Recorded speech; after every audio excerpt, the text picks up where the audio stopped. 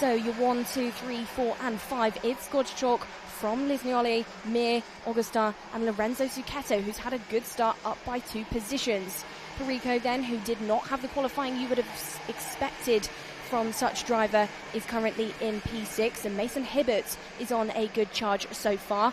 4 places to Hibbert's name. Yeah, indeed, and they are starting to just close in here at the front. You can see how Baptiste Augustin is there in P4, all on his own right now. Perico is behind with Lorenzo Zucchetto, but they are working quite well together right now. They are going purple out there on the lap, which means just fractionally faster than these drivers up ahead, which still has Wyn Godschalk at the front. No fighting yet to report for the top 2.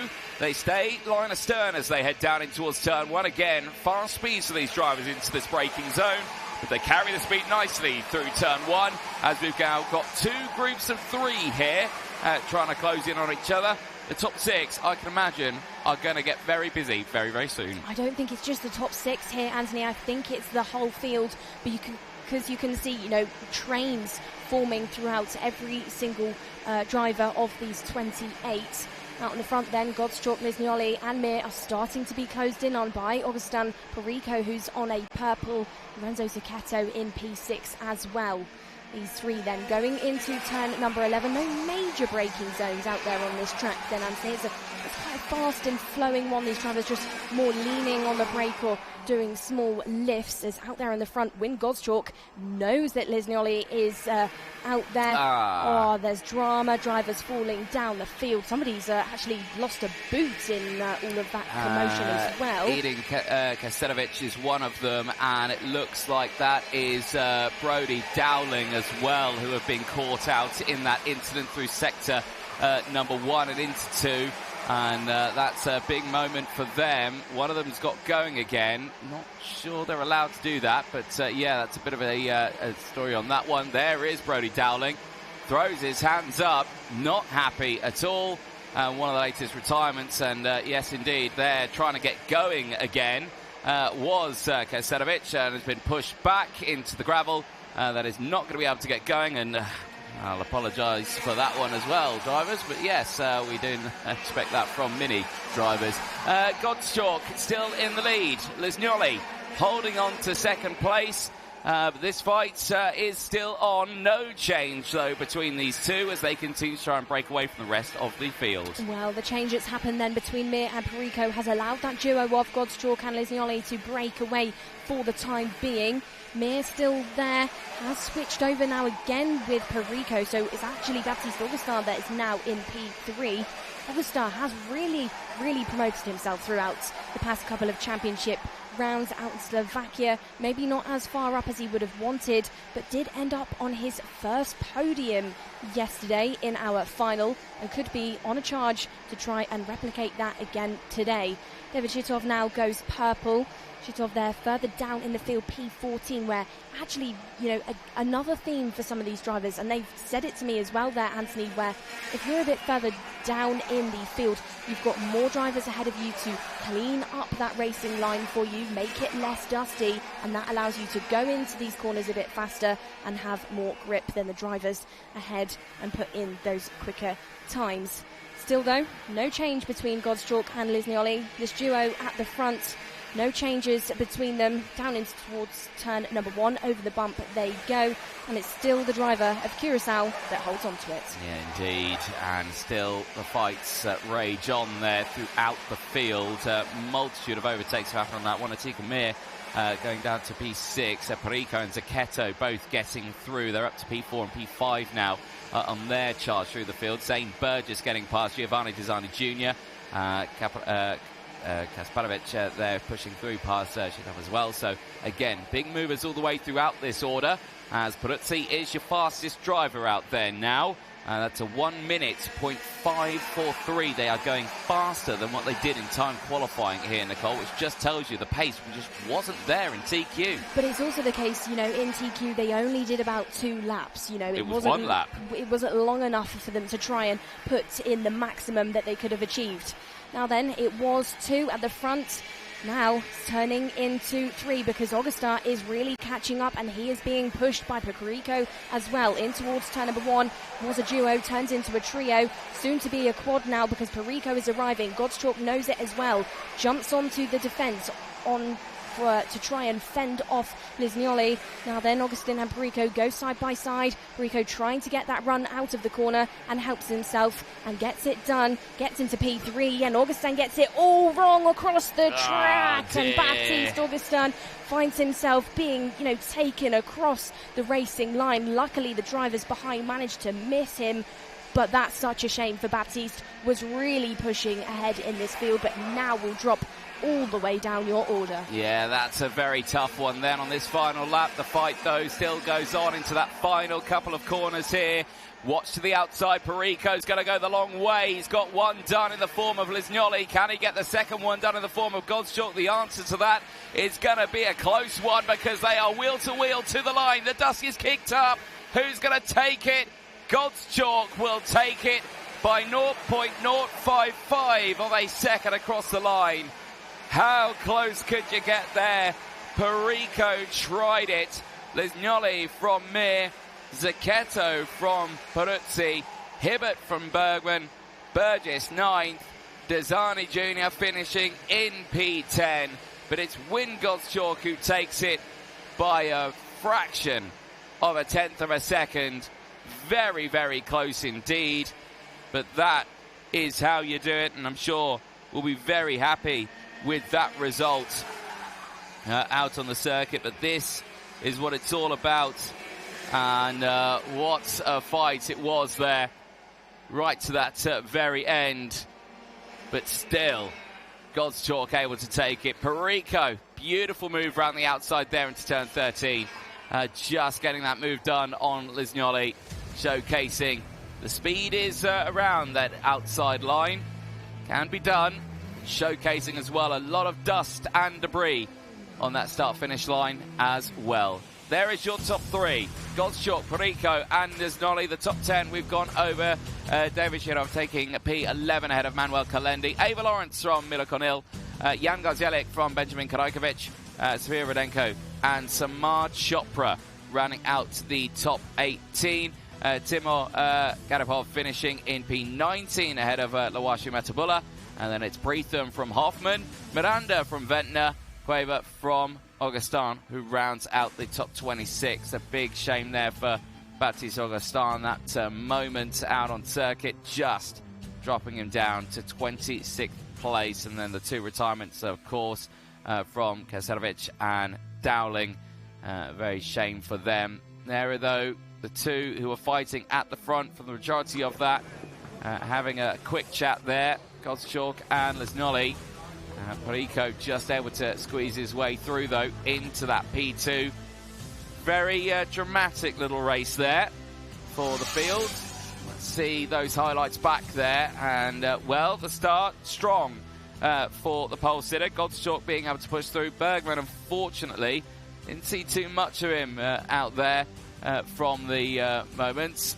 But this is all going to be a tough fight all the way to the very end on this one. These highlights were certainly very, very busy throughout the course of this one. There you could see the action happening in that mid-pack, but it was a clear breakaway at the sharp end. Godschalk, Lisnioli and Atika Mir able to fight away from the field. There you can see the dramatic moments there for the drivers. And word of caution, make sure shoelaces are fully tied up properly.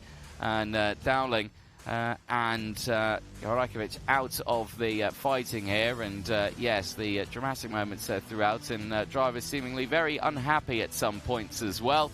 Other movers happening. There you can see how Ava Lawrence was able to push through the field. Other drivers going backwards. Jan Garzelik being turfed out there just that little bit, but still gaining 7 places. Milo Konil was the biggest mover in that race as well. He gained 13 places, the pilot of the 856 machine, to finish in P14. It was a tough qualifying, but was able to push back through in that last lap. Very dramatic. This moment here, carbon copy of what we saw yesterday for the pilot of the 820. It was a very similar story for Zane Burgess yesterday, but this time happening to Baptiste Augustin. And very tough moment there. Round the outside, said Nicolo Perico. That was the move for second place. It's the final couple of corners, and then this.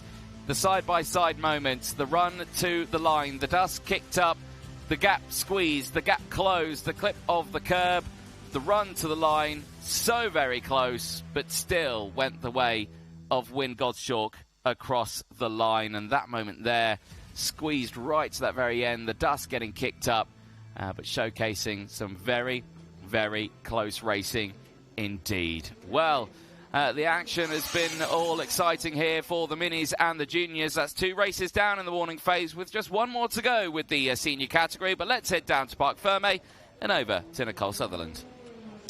Well then, win and race for you there under your belt, but it was very, very close. When you saw that it was actually Perico right there next to you, although he started quite far back, did you expect him to be the name to try and run to the line with you? Yeah, I knew it was going to be second already because I saw him there in the back chasing us. And when you were leading the race then, Wyn, what was it like? Because, you know, there's dust offline and it doesn't look easy to do that in this field. For you, how did you manage it?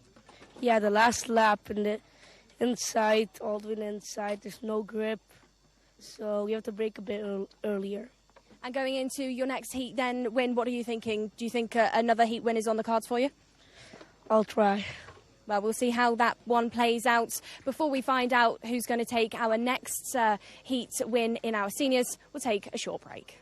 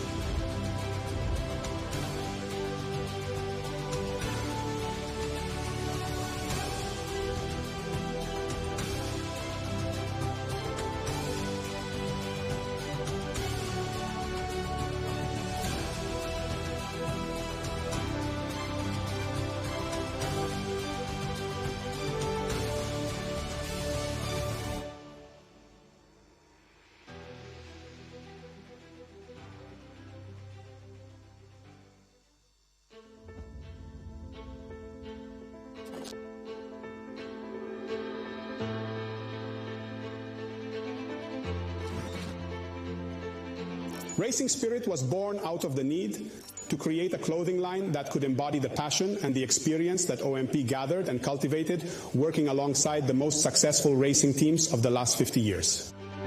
Racing Spirit garments are made by enthusiasts for enthusiasts. They can be worn every day in leisure time, but especially on race venues. From the paddock of the hottest Formula One races to the service parks of winter rallies in all weather conditions.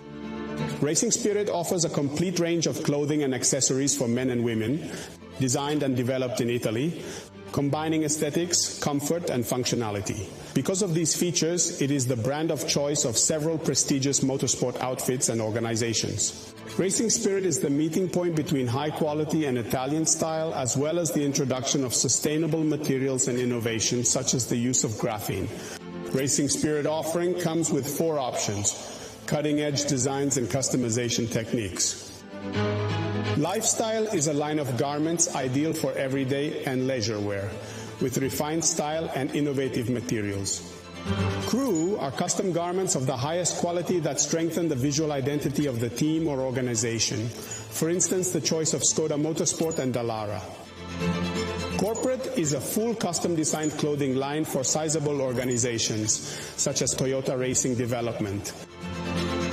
Finally, the teamwear line for maximum creative freedom uses sublimation printing technology derived from OMP's racing experience. Similarly to the other Racing Force Group brands, Racing Spirit shares the same DNA of competing to be the first and ultimately become the reference in the market.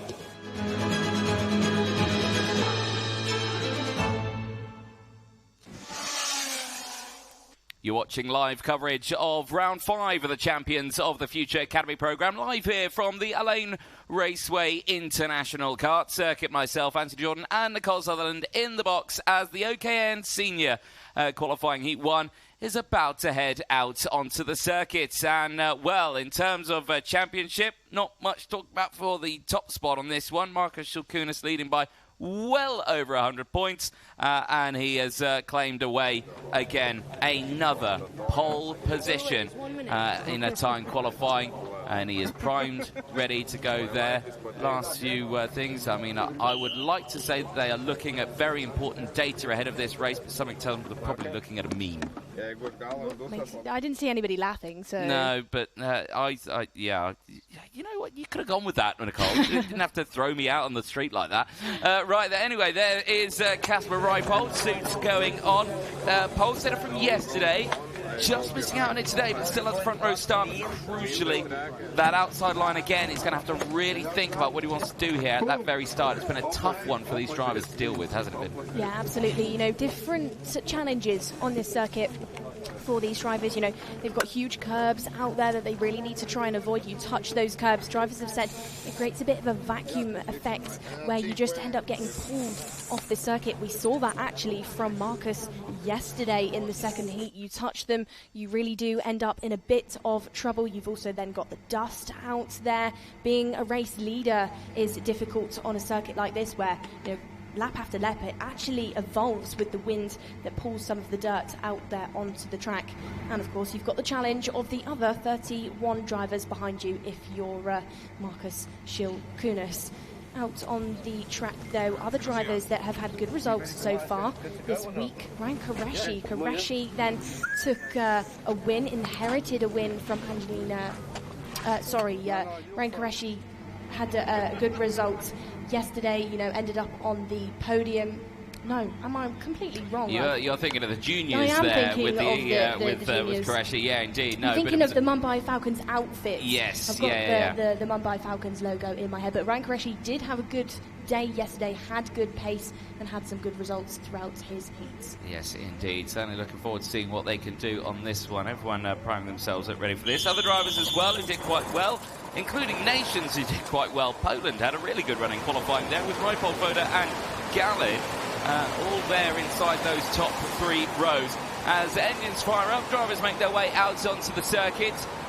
Let's quickly fire you through that full starting lineup. Marcus Schilkunis back on the top where he wants to be, joined by Casper Reipold alongside Ryan Qureshi, joined by Wojciech Voda alongside as well on that second row of the grid. Chiara Batigue and Oscar Gallin going from row number 3. Dinia Islamov and Johan Karthik Mann going from row number 4. They'll have Elias Lamang and Sadamat Soy on row number 5. Clara Kowalczyk and Marlon Bayer going from row 6. They'll have Emilia Wyszymierska and Igor Tikhonov on row number 7. Vanessa Shilkaneta and Timofey Savataniov going from row number 8. Row number 9 then sees Tar Alexieva alongside McLaren's Ella Hakkinen, and then from 10 it's Gianna Pascal with Radek Vavra. From 11, Benjamin Borsch, hoping for a better day than he had yesterday. He will be starting alongside Simon Hollander. 12 then, Bruno Badoli with Gabi Texera. And then from row number 13, it's Max Roy with Pietro Camalengo. 14, Dylan Patel of Great Britain starting alongside Magana Musa. And 15, we'll see Omar Jorge and Ian Marwa. The 16th row of your field, we should have Carolina Redondo with Anastasia Jurasis. Not sure if they have got to the circuit, so Anastasia is out there, but Carolina will be missing. I do believe that there could be a bit of a hand injury after an incident yesterday during the racing. I can confirm that Anastasia Jurasis there was just caught out in qualifying, wasn't able to head out onto the circuit, unfortunately. She was there on the pre-grid, but no time was set, which means she's got some super fresh tyres on board. Keep an eye on the driver from South Africa, starting this one at the back of the grid, P32, to move through the field. We'll have to wait and see, though. Drivers heading into the final few corners now. The field really spread out here. They're going to have to close it up quite considerably. They're hoping for a race start now. There's the red line. No overtaking beyond this point now, so hopefully they're all formed up. But yeah, something tells me this is not going to be the one for the drivers. We'll have to see what race direction Martin Ming gets up to here. The front is good now. Back of the grid line themselves up. They've waited to the very last moment there, but are we going racing? The answer is yes. Down in towards turn number 1. Solid start for Shil Kunis there on the inside line. Ryan Qureshi and Chiara Batik would have benefited from that. They do indeed. They are up to second and third, respectively, out there on circuit. The rest of the field going through. 1 or 2 cars just clipping the curbs there. The exit of turns 1 and 2, but everyone getting through nicely. It's a good breakaway for the top 4, and I think it's Reipold there who has slotted into 4th place. So he's had to drop backwards just that little bit, but it's a solid start for the field here, Nicole. Everyone getting through the first couple of sectors unscathed. Well, I think it could have been Sarah Matsoy that we saw just jump up onto that curb and find herself unsettled there as we exited out of the first sector. I do believe she's lost some positions after having what was a relatively good qualifying earlier on today. Out of the final couple of corners then, it is still the Shil Kunis show today, down towards the first corner, but now he's being overtaken. Qureshi's going to try and give it a go and pulls it off. Invites Chiara Batik to try and overtake as well, but Batik has to settle for a P3. So, new race leader of Qureshi, Shil Kunis P2, Batik P3 and Wojciech Woda in P4. This quad then trying to break away from Kasper Reipold. Reipold not the start he would have wanted, down by 3 positions to currently house P5. Indeed, right. The fight's on here in the early stages of these qualifying heats in the senior class. Other drivers starting to push their way through. Let's have a look how that first lap has gone for many of the drivers. For Johan Karthik, he's had a bit of a tough one on that one. He's dropped to 19th place. It's not the start we wanted. Biggest mover at the moment is Tara Alexieva, who's currently up into 13th place on a 4-place gain. But it is Ryan Qureshi, though, of course, who still leads the way. Shil Kunis not going for the attack just yet. As down the inside, that's Wojciech Woda trying to go for the move on Chiara Batik. It's not worked out. That's opened up a little bit of a gap now between themselves and the 2 up in the lead. This will benefit the likes of Gallon, Reipold, Islamov and Lamar, who should be wanting to close in now. But we'll have to wait and see how this race progresses, as Marcus Shil Kunis remains calm there in 2nd place and is seeing just how this race will unfold. Yeah, I think 2 sort of half moves there from Wojciech Woda has cost him and Batik some time and has invited Gallon closer. That's the 2:58 of Max Lacroix going no further in this one. The driver then of Switzerland then just pushes that kart off. Lacroix, who started further down in the order, is not having the week that he would have wanted. Out and down towards the first corner then, Shil Kunis and Qureshi have changed position for that race lead. Shil Kunis once more leads the way. Yeah, indeed, and that move has happened on that previous lap, and once more, here we go. This is Gallon on the move here with Wojciech Woda. Gallon's got up to 3rd place now. Voda's there holding on to 4th. Islamov's got past now Chiara Batik. So Batik very quickly has gone down to P6 here. Martin been watching on, but a big shake-up there at the front of the field now, which has still allowed the top 2 to break away. But Shil Kunis starting to pull the pin here and has opened up a 2/10 of a lead gap from Qureshi, who is still doing a good job holding on to P2 for the time being. Out of the final corner, the karts are going so fast the cameraman couldn't keep up. Looking at that quote on the back of Shil Kunis' helmet, then catch me if you can, is still Qureshi. Has fallen off slightly. It's 3.5 tenths that splits up him and your championship leader. Still, they have got a bit of real estate there to Gallon, Woda and Islamov. Le Mans now is in P6 because Chiara Batik is not having the first qualifying heat of the day that she would have wanted.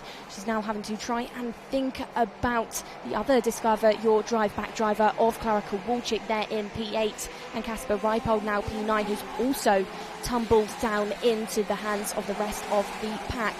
out there in the front. Shilkun is still trying to push away, but he's not overworking that kart out there on the circuit. He's pretty settled, as now unsettled into the last sequence of corners is Chiara Batig, because she's trying to make that kart as wide as she can. She's trying to hold off the field behind. This time it's Tikhonov that is trying to switch positions with her and has done just that. Batig now down to P12. Indeed, that first overtake attempt there earlier on by Wojciech Woda certainly rattled through. There is Gianna Pascal pushing through at the moment. It's currently fighting with Sara Matsui. That's for P14 and 15 right now. That is just behind this fight. Pascal has just got through.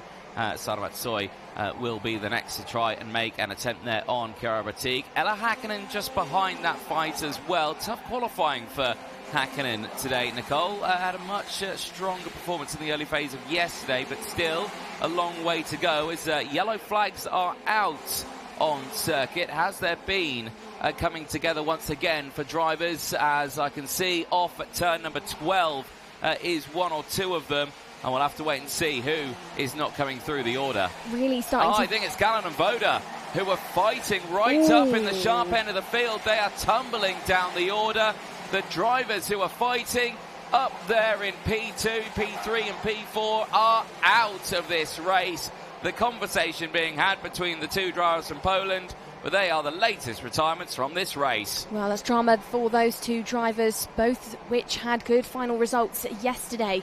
Starting to question, here, Anthony, Chiara Batig, is there some sort of mechanical gremlin out there on the track for her? She's dropped down 10 positions, really out of character. She's not had any incidents out there on the track. She's just consistently being overtaken by the drivers behind. Just doesn't look like she's quite got that momentum out there on the circuit. Pace-wise, just doesn't look like she's got the legs within this one. Is catching up to the drivers ahead now because of that overtake between Bayer and Vavra, but just not quite Chiara's race within this one. Häkkinen hasn't found a way to weave past just yet, but pace-wise, just not quite there, maybe compared to where you would have seen her in qualifying and yesterday. Drivers at the front though, Shilkunas still leading the way, and now it's half a second to his name. Qureshi still there, but Qureshi under some pressure by Islamov Leman and Klara Kowalczyk, who is having a good race with 6 places gained. Indeed. So at the front here, lap number 8 of 12. Race nearing its conclusion here, but the fighting still raging on. Here we're still watching that fight a little further back. This is still Kowalczyk closing in on Elias Leman, but there you can just see Reipold trying to squeeze through past in the background. You can see the frustration there for the likes of Vanessa Shilkinator as well, just behind. You can see some probably communication happening from the sidelines. She's saying, I'm doing everything I can here to close in to the drivers up ahead. I just haven't got the waft as I can do over the course of this race. Through that second sector, they push through right now. But still no change up at this sharp end. There you can see the graphic for Chiara Batig. A tough race is finally down the inside. Klara Kowalczyk getting the move done. Reipold through as well. This has allowed Vanessa Shilkinator to close in. She's right behind Elias Leman now, but not able to get that overtake done. Vanessa Shilkinator then started this year as a junior, then swapped over to the senior down the inside. Turn number 13, she tries to give it a go, but has to think against it. So it is still Leman ahead of Vanessa. Oh, gets it wrong out of turn number 14. Commentators curse then, just as I was going to say, good progress for Vanessa. She just gets it wrong out of that final corner, runs off of the rumble strip onto the dust and drops some positions. Didn't have the qualifying yesterday for Shilkinator, nor today, but she has actually managed, to make up positions through these races and really did put some hard work in yesterday in that final, where I think it was around about 10 places gained for her overall. Sara Matsui is just ahead of Vanessa then after that moment for her out of the final corner, and Sara is the fastest driver out there in the track and is now inside the top 10 once again. Yes, indeed. The fight still goes on then up at that sharp end here. Kowalczyk and Reipold, though, still line astern as they exit out of the final corner and on to lap number 10 now, 11 of this race, I should say. Final lap board will be out this time to the field as they next come round, and Shilkunis and Qureshi, well, their fight has simmered down just that little bit. There's a bit of a gap between the two of them as they continue to push on right now. It's about half a second between those two, but still the fight goes on. Is the Movsad a calm race in third place as well? That is behind this fight here of Kowalczyk and Reipold. But Kasper Reipold just as of yet has not got the legs here to close in to Clara. She's been looking mighty quick over the course of this race and is continuing to just push ahead. Ellis Saman, though, still under pressure this time now from Emilia Wiśniewska. Any look to the inside, I thought we were going to see it there, but no, stays behind. The final lap board comes out to the field. 2 podiums then so far this championship for Clara. Hasn't managed to get a final win in there just yet, but had success at Jesolo and Valencia. Maybe she could be on the course to try and get in some good results once more, this time on the other side of the world here in the UAE. But for now, it's still that Shilkunis show that we've been seeing all year. Shilkunis out in the front by half a second. Qureshi hasn't managed to close up that gap. Only a couple more corners for Shilkunis to try and tick off now. Down through towards turn number 11, 12, down back to that back straight. Knows that he's doing a good job here. Final lap about to be complete. Indeed. So for Marcus Shilkunis, that winning streak continues here in a lane. Over the start-finish line he goes. That is Heat 1, done and dusted for Marcus Shilkunis. Ryan Qureshi takes that P2. It's a solid result there for the driver from India. That saw the fellow name of Qureshi on the podium in the junior category yesterday, looking to see if he can emulate that in the senior class as well. Islamov finishing P3 ahead of Kowalczyk, Reipold from Wiśniewska, Lamar from Alexieva, Matsui from Tikhonov, who rounds out the top 10. Big movers all the way throughout that field. The biggest mover out there, 11 places gained. Guido Badoli finishes that race in P12, just behind Vanessa Shilkaneta, who secures P11. There is your top 3 on your screen for Qureshi and Islamov. Their first appearances in this one. Sits just second and third behind Marcus Shilkunis. The rest of the results there on your screen. Ella Hakkinen finishing a P13 ahead of Benjamin Borjedemir. Then it is Simon Hollander from Marlon Bayer, Radek Vavra and Chiara Batig, who locks out the top 18. 19th place downwards sees Gianna Pascal from Timofey Sevastanyov, who finishes that one in P20. Dylan Patel on a 6th place gain finishes ahead of Gary Teixeira. And Magana Lucia in 23rd. Anastasia Genesis from the back of the grid. 8 places gained on those fresher tyres. Good run there, up into P24. Ahead of Karthik, Kamalengo, Jorge, Mawar, and then the retirements, Gallin, Voda, Lacroix, and the non-starter of Carolina Redondo, unfortunately from yesterday. There you can see, well, for Wojciech Voda, not happy at all. Colliding with Gallin in that race at turn number 12. Those two, I can imagine, not too happy with what happened out there. This is the look at the highlights from that race. Solid start then for Shilkunis. He bought Ryan Qureshi and Chiara Batig for company for the first moments of that race. Ryan Qureshi was able to get into the lead in the early phase of that race. You could see how Marcus Shilkunis straight away at the start was saying, let's focus on breaking away just at this starting spot. Allow them all to fight behind as we open up a bit of a gap. That was adhered to for the moment of the race, because then later on in that race we did see that change for the lead. Rest of the field, relatively solid start. It was pretty clean across the board for the majority of the field. Of course, later when we lost Max Lacroix, Voda and Gallin, that was the main dramas that we saw. There was that overtake for the lead. Qureshi down the inside. There was Lacroix out of the race, just getting tangled up with others. Moments here as well. This was the moment that Chiara Batig started to go backwards there, just that little wide out of the final corner. That kick-started a chain reaction. which brought everyone into play. There was Wojciech Roda going for the move. He would later tangle with Oscar Gallin, and there was the moment for Chiara Batik, just squeezed out on the exit, and then, of course, later the drama between the two. Marshals very quickly on the scene to help get the drivers into a safe spot. The drivers pushing their way through the field in that early stage. Radek Vavra stepping up through the order, did end up gaining 3 places at the end of that race, with the overtakes happening thick and fast throughout the field. We saw the good pushes from Klara Kowalczyk pushing through, and Emilia Wyszymierska.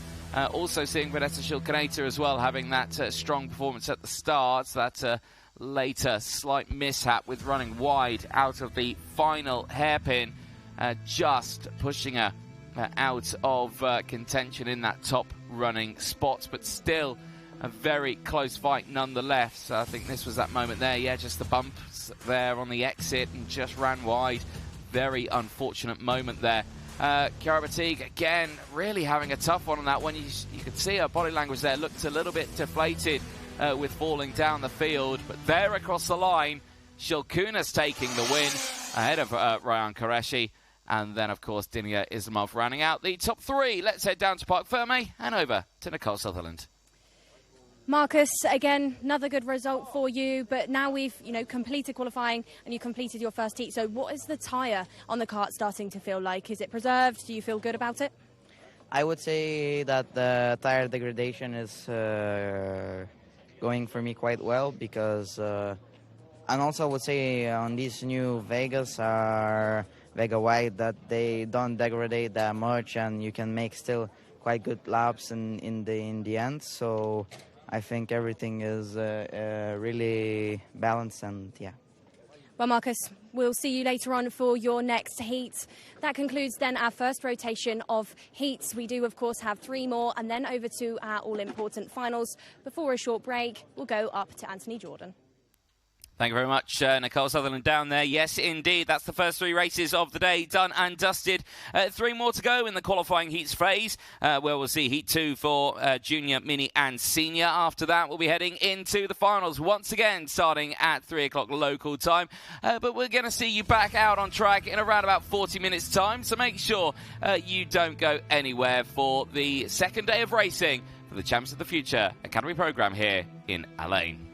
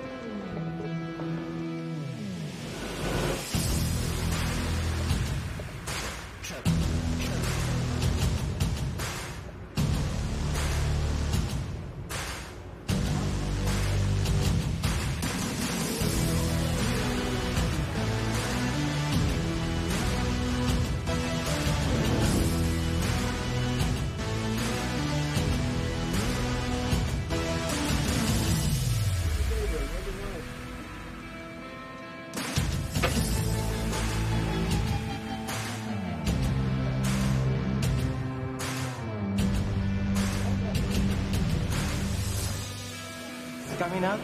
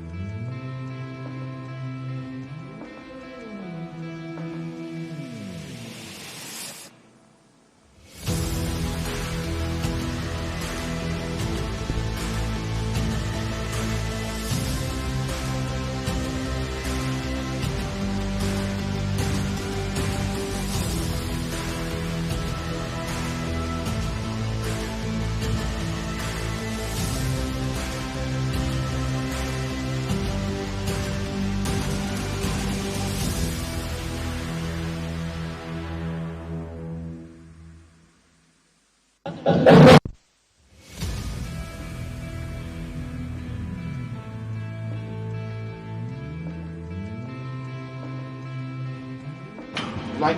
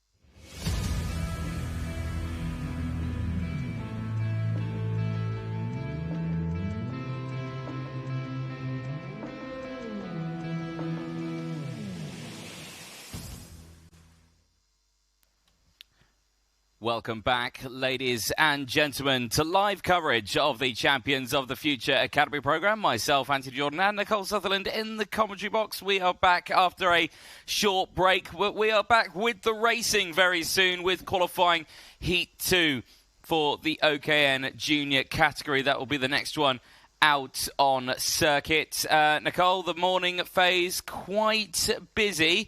But I'm expecting some more exciting racing coming up this afternoon. What do you think? Yeah, absolutely agree with you there then, Anthony. And we're kicking off first with our OKN Juniors, of course. Yesterday, during our first day of racing, it was Connor Clancy that was the standout driver throughout heats. In our heats one for our juniors this morning, same again, took that heat win away from Nathan Kappen, who rounded out in P2, and Mitanj Jain, who finished off in a strong P3. There is Nathan Kappen on your screen, your fastest driver throughout the qualifying earlier on today. Good drives from Nathan so far, but just hasn't managed to get ahead of Connor Clancy when it's come to the racing. Indeed, and found himself there with a good little result, though, like you're saying, P2. And similar story, he switched sides of the grid. Now, I had a theory of this one earlier on. I'm going to stick with that theory. It's a switch of sides to benefit the likes of Connor Clancy, because, of course, he's put Clancy now on the inside row. Fellow teammate, is a friend as well, and now that will keep them in close proximity. It keeps as well Peruzzi immediately getting up into second place right at the start of that one, because Kappen will or Clancy will have to keep Peruzzi back as Kappen has to push forward. So there is a bit of a tactic to this, and that's what I think it is all about. But we'll have to see how this one progresses. It was a close race earlier on, like we were saying. Great little moment that I referred to as in, you've seen it in the film Talladega Nights. Have you seen that film, Nicole? Of course I've seen that film. Come Excellent. on. Shake and bake. And yeah, indeed. He switched sides. There was a good old slingshot manoeuvre there. It was engaged all the way throughout it, and yeah, squeezed through out of that final corner. Nicely done indeed. Oh, no, now I've started that. I'm going to have to peel off quite a few references from that movie, I think, now over the course of the rest of this weekend. How many do you reckon you can get? Oh, that's a question. Millions. Millions of references. If you ain't first, you're last. There we go. There's one. But no, we're looking forward to this one. Like you say, for the juniors, primed and ready. But this is going to be an interesting one. Like I say, for Kappen, he's not had that podium yet this season. This could be his best chance of doing so. Yesterday was a close one, but he just missed out on it. I've got a feeling today, with the young man, it's going to happen. Engines fire up, drivers head out onto the circuit. Let's take you through that full starting lineup. It hasn't changed much since what happened this morning. It's the same lineup. Kappen and Clancy on the front row of the grid, but they have switched sides. That puts Kappen on the outside and towards turn one. Peruzzi and Mitanj Jain go from row number 2. Manny Nuvellini and Aaron Mason on row 3. Aran Qureshi and Albert Tam, they go from row number 4. With Didier Kreeft and Karakera on row number 5. With Xavier Dukowski and Angelina Simmons on row 6. Row number 7 then sees Veer Chopra alongside Nicholas Karayanis. And then from row number 8, it's Julia Angelard who starts alongside Savile Kagay. Row number 9, Axel Nocon with Victoria Farfus. And then from 10, it's Yang Mikoleshko with Solomon Peragua. Row number 11 then work to go for these following drivers. Your last two on your grid is Ji Haohui and Neil Mekmouche. Well, for these drivers now, the time is coming up very, very soon. But these drivers here has I don't know what to do with my hands. That was my line. That was your, yeah, sorry. It's you threw it up at me while I was talking. It kind of caught me off guard a bit because I just realised how funny that part of the film is. There we go. Oh, this is going to be a long race. Right, okay, and juniors though, this is going to be still quite the fight on this one because I can imagine that one, actually, Manny Nuvellini is going to want to really push forward in this one. That disastrous race earlier on, out of the barriers at the final turn. He does not want to repeat of that one. He's got the inside line. I can imagine the current championship leader wants to push that kart forward again. Yeah, it wasn't going well for Nuvolini when he was given an on-track 5-second penalty, and then it went literally from bad to worse. Nightmare race. Out of the final corner, we saw him buried in that barrier and went no further. One more opportunity then for Nuvolini to try and salvage something as we head into the final.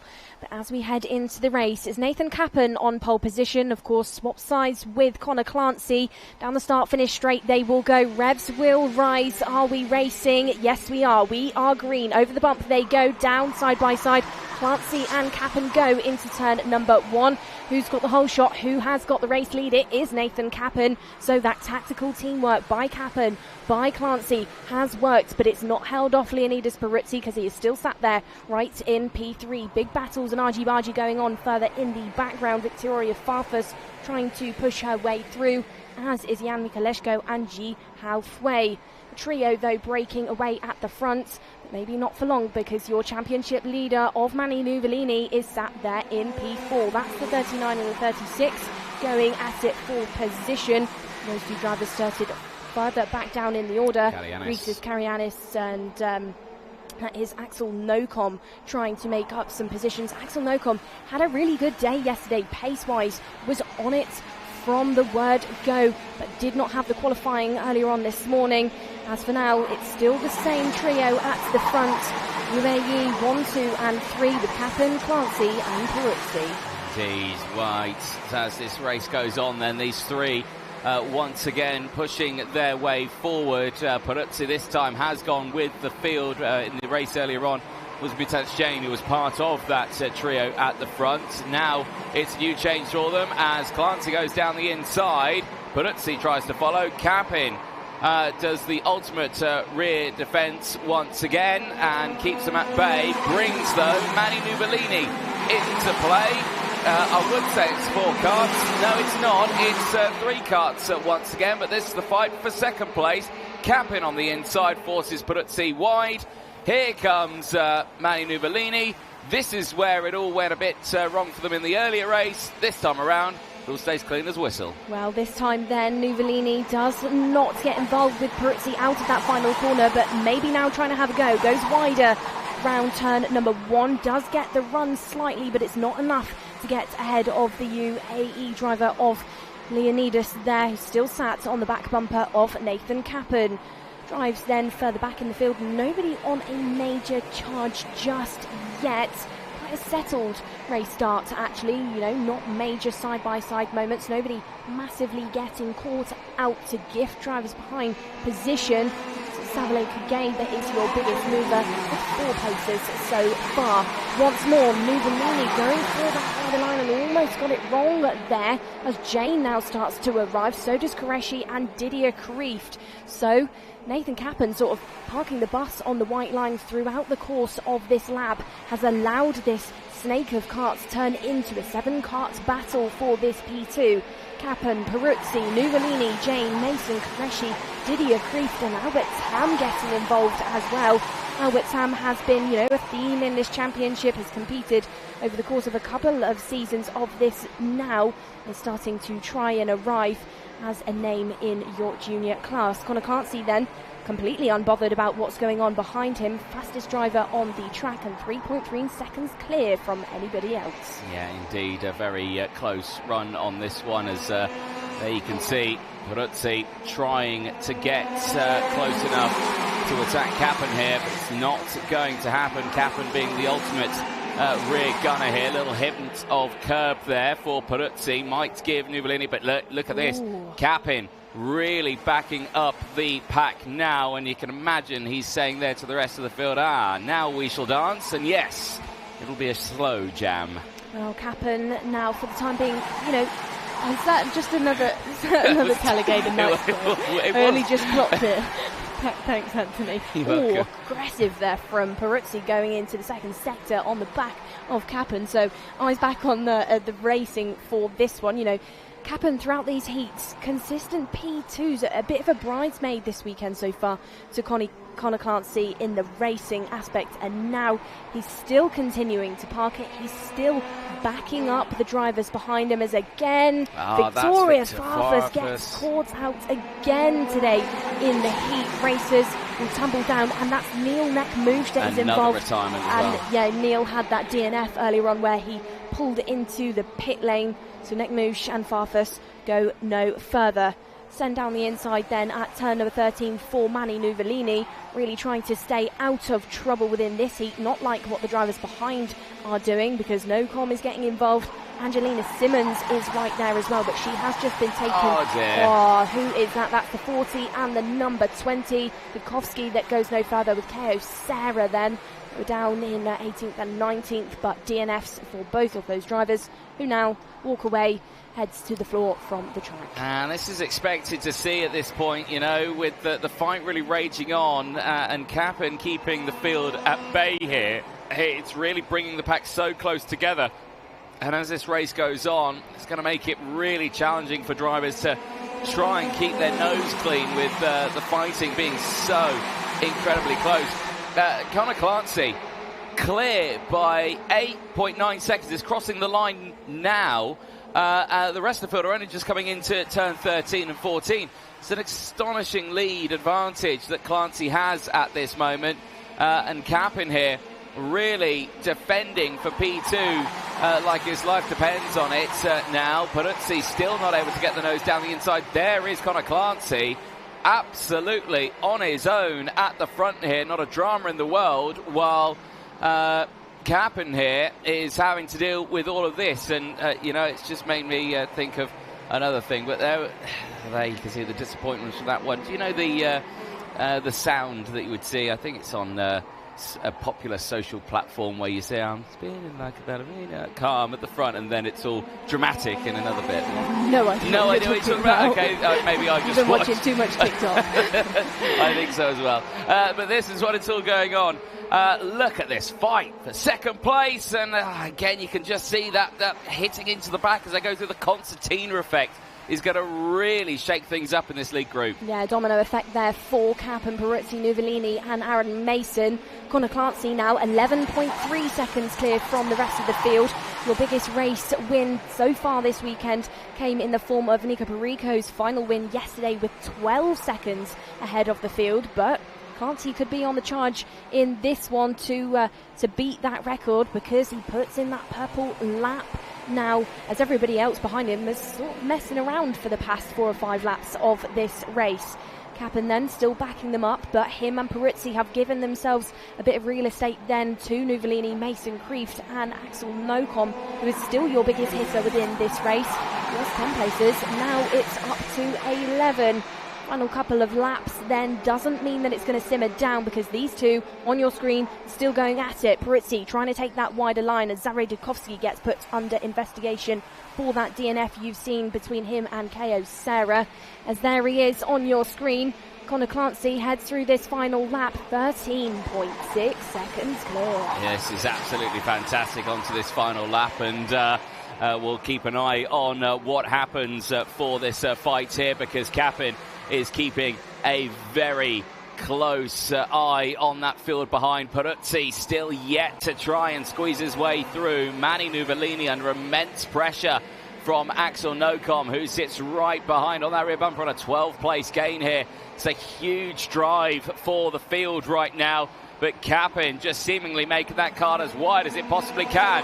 Seemingly 15 seconds up the road, Connor Clancy clambers across the line, no drama whatsoever.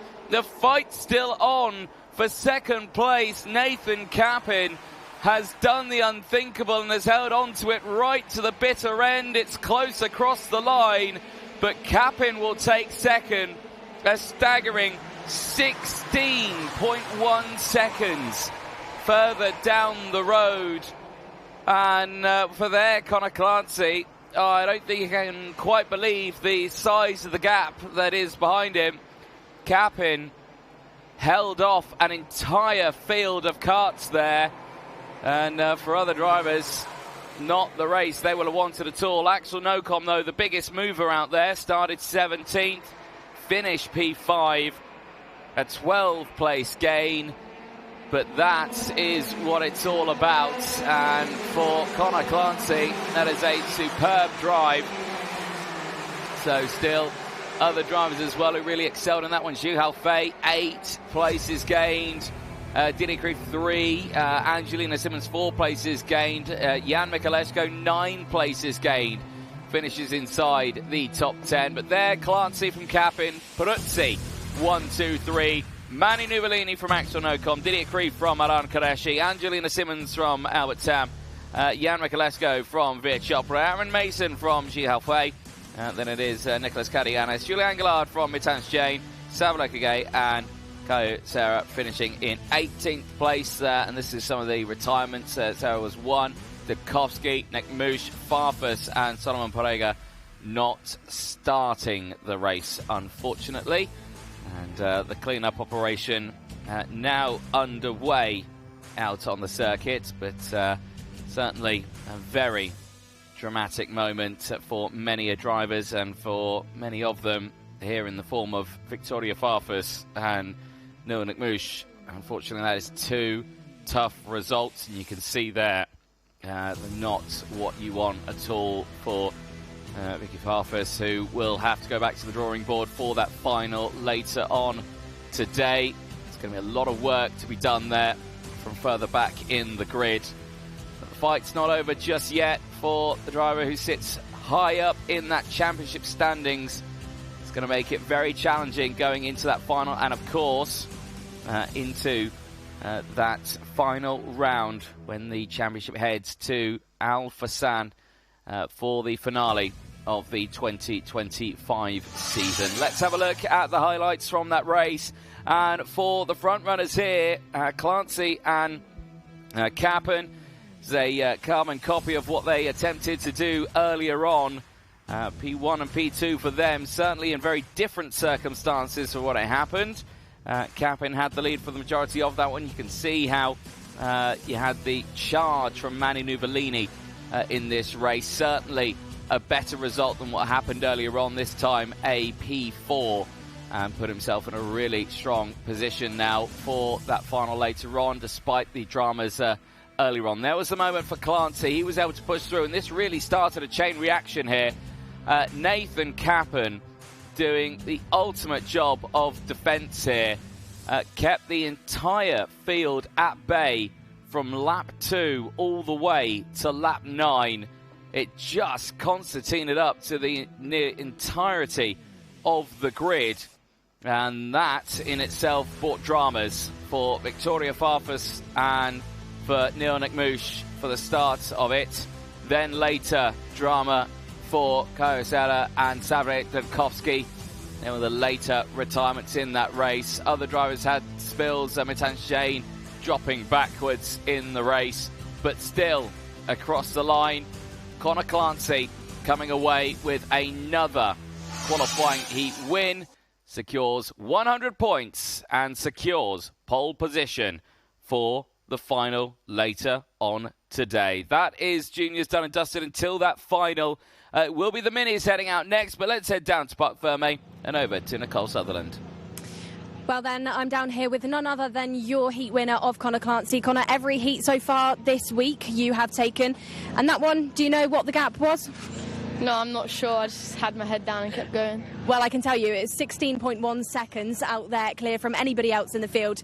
Nathan Capin, whether or not it was pre-planned between you two, I'd say maybe helped you out with that one, was backing up the pack. Was it planned, or, you know, did he just decide to do that on his own accord? I think Nathan was just a legend out there, and really good drive from him. And then mindset, Conor, going into later's final, you know, you had a podium yesterday, but maybe wasn't the result you would have expected. A win on the cards for you looks likely, would you agree? Yeah, 100%. Obviously, yesterday I wasn't too happy with the result, as the speed in the heats was there, but the final, I think I made too many mistakes. So today, I have to improve that, and I think, it's going to be a good final. Well, then, in yesterday's interview, Connor, you unintentionally gave me a handshake, but today we'll do a serious one. 16.1 seconds, Connor. Good job out there. Head back up then, because it is our minis up next. Thank you very much, Nicole Sutherland. No handshake this time? That's a shame. Right then, yes indeed, Mini 60 heading out onto the track. And again, earlier on, this was quite the frantic little fight that we saw for the Mini 60s. But that first qualifying heat, certainly very well delivered for Wyn Goschalk, taking that win by 0.2 of a second ahead of Lisgnoli. Atika Mir third in that race on a 2-place gain. But it was all about the big movers in the background. Miller Cornell was the biggest mover there with 13 places gained. The Belgian finishing that race in P14 after a tough run in timed qualifying. There is Wyn Goschalk on your screen, ready for the challenge once again from that P1 spot. Joined, of course, alongside by the H50 of Josh Bergman from the USA as well. He is looking forward to seeing what he can do in this one. It was a tough race for him earlier on. He did drop down to 7th place, but he's put that one behind him, and he's thinking of the fight ahead in this one as he pushes himself forward once more. He finished just ahead of Zane Burgess earlier on, who did gain staggering 7 places in that race. But the biggest mover up in the sharp end of the field would have been Achilles Peruzzi. That was a gain of 8 places earlier on to finish up there in P5. There is Francesco Lisgnoli, the man who starts this one on the 3rd spot of the grid. It was P2 earlier on, only by 0.2 of a second. Very close indeed. And I'm sure looking forward to seeing what he will be able to achieve in this one. Pressure is on for the field, as there you can see just behind as well. Atika Mir getting herself once more hydrated, ready ahead of this race. Other drivers to keep a close eye on who made big moves earlier on, like we were saying, Zane Burgess with his 7 places gain. David Chitov was also a very good drive. He finished in P10 on an 8-place gain. It was a very strong drive. Jan Garzielik also was a 7-place gain. Sofia Rudenko was also a 6th-place gain ahead of Lawashimata Bulla from South Africa. Again, a very good drive there. Ridhan Preetham as well, also very good drive from India.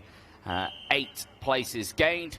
He finished that race in P20 earlier on. For other drivers, a few dramas out there. A couple of drivers who were unfortunately disqualified from the session, which was a big shame for them. But hopefully this time around they can find themselves in a strong position and back up at that sharp end. There is Baptiste Augustin, the driver of the 844 machine, primed and ready at the front of the grid. The Frenchman had a tough race earlier on, but hopefully is looking back and seeing what he can do in this one. Nicole Sutherland joins me back in the box. You're looking confused at your grid. Can confirm it is Mini 60, the next one out on the circuit, Nicole.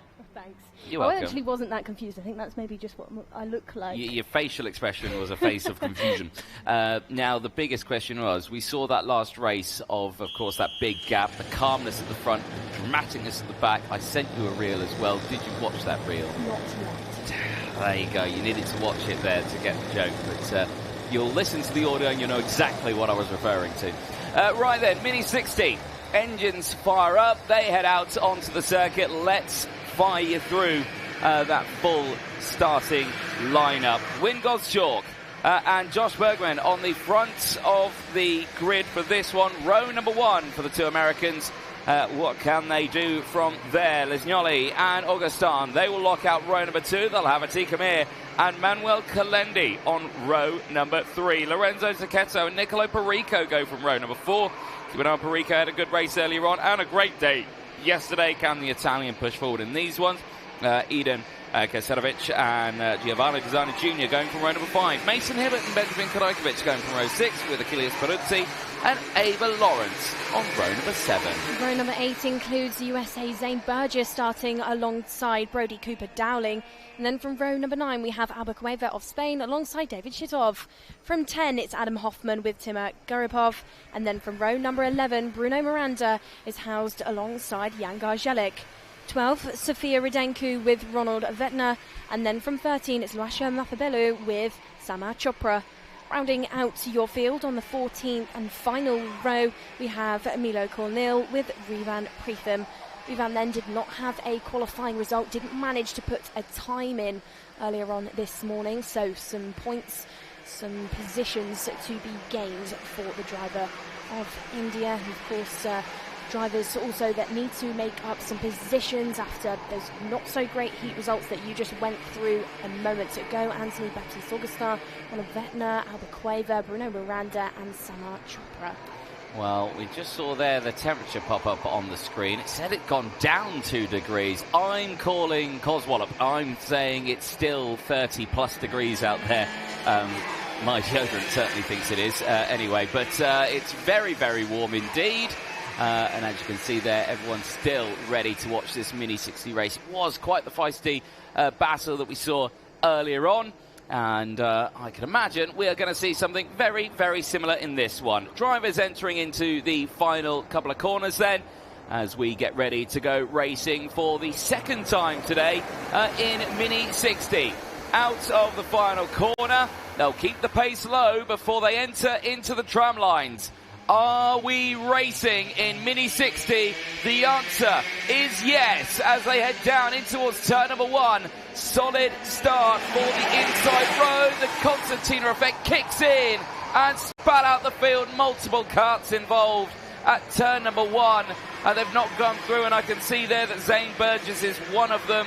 Unfortunately, Round has gone the 8:45 as well. That's Eden Kaserovic as well caught out. There is the 812 machine of Albert Cueva.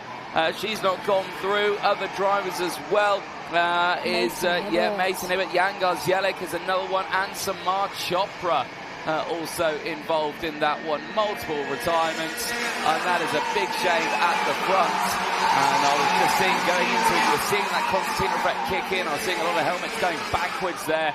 They all came in, and unfortunately they just got pinched. Crucially though, at the front, breakaway for your top 2. It's Godschalk and Lesnolly, 1-2 as they head across the start-finish line. Similar setup from what we saw from our previous heat for our Mini 60s then. Godschalk and Lesnolly just pushing away from the rest of the field as down turn at number 1, big sends going on between Atika Mir and Joshua Bergman. Those two drivers then just swapping out for position as Perico's trying to get involved. Baptiste Augustin as well.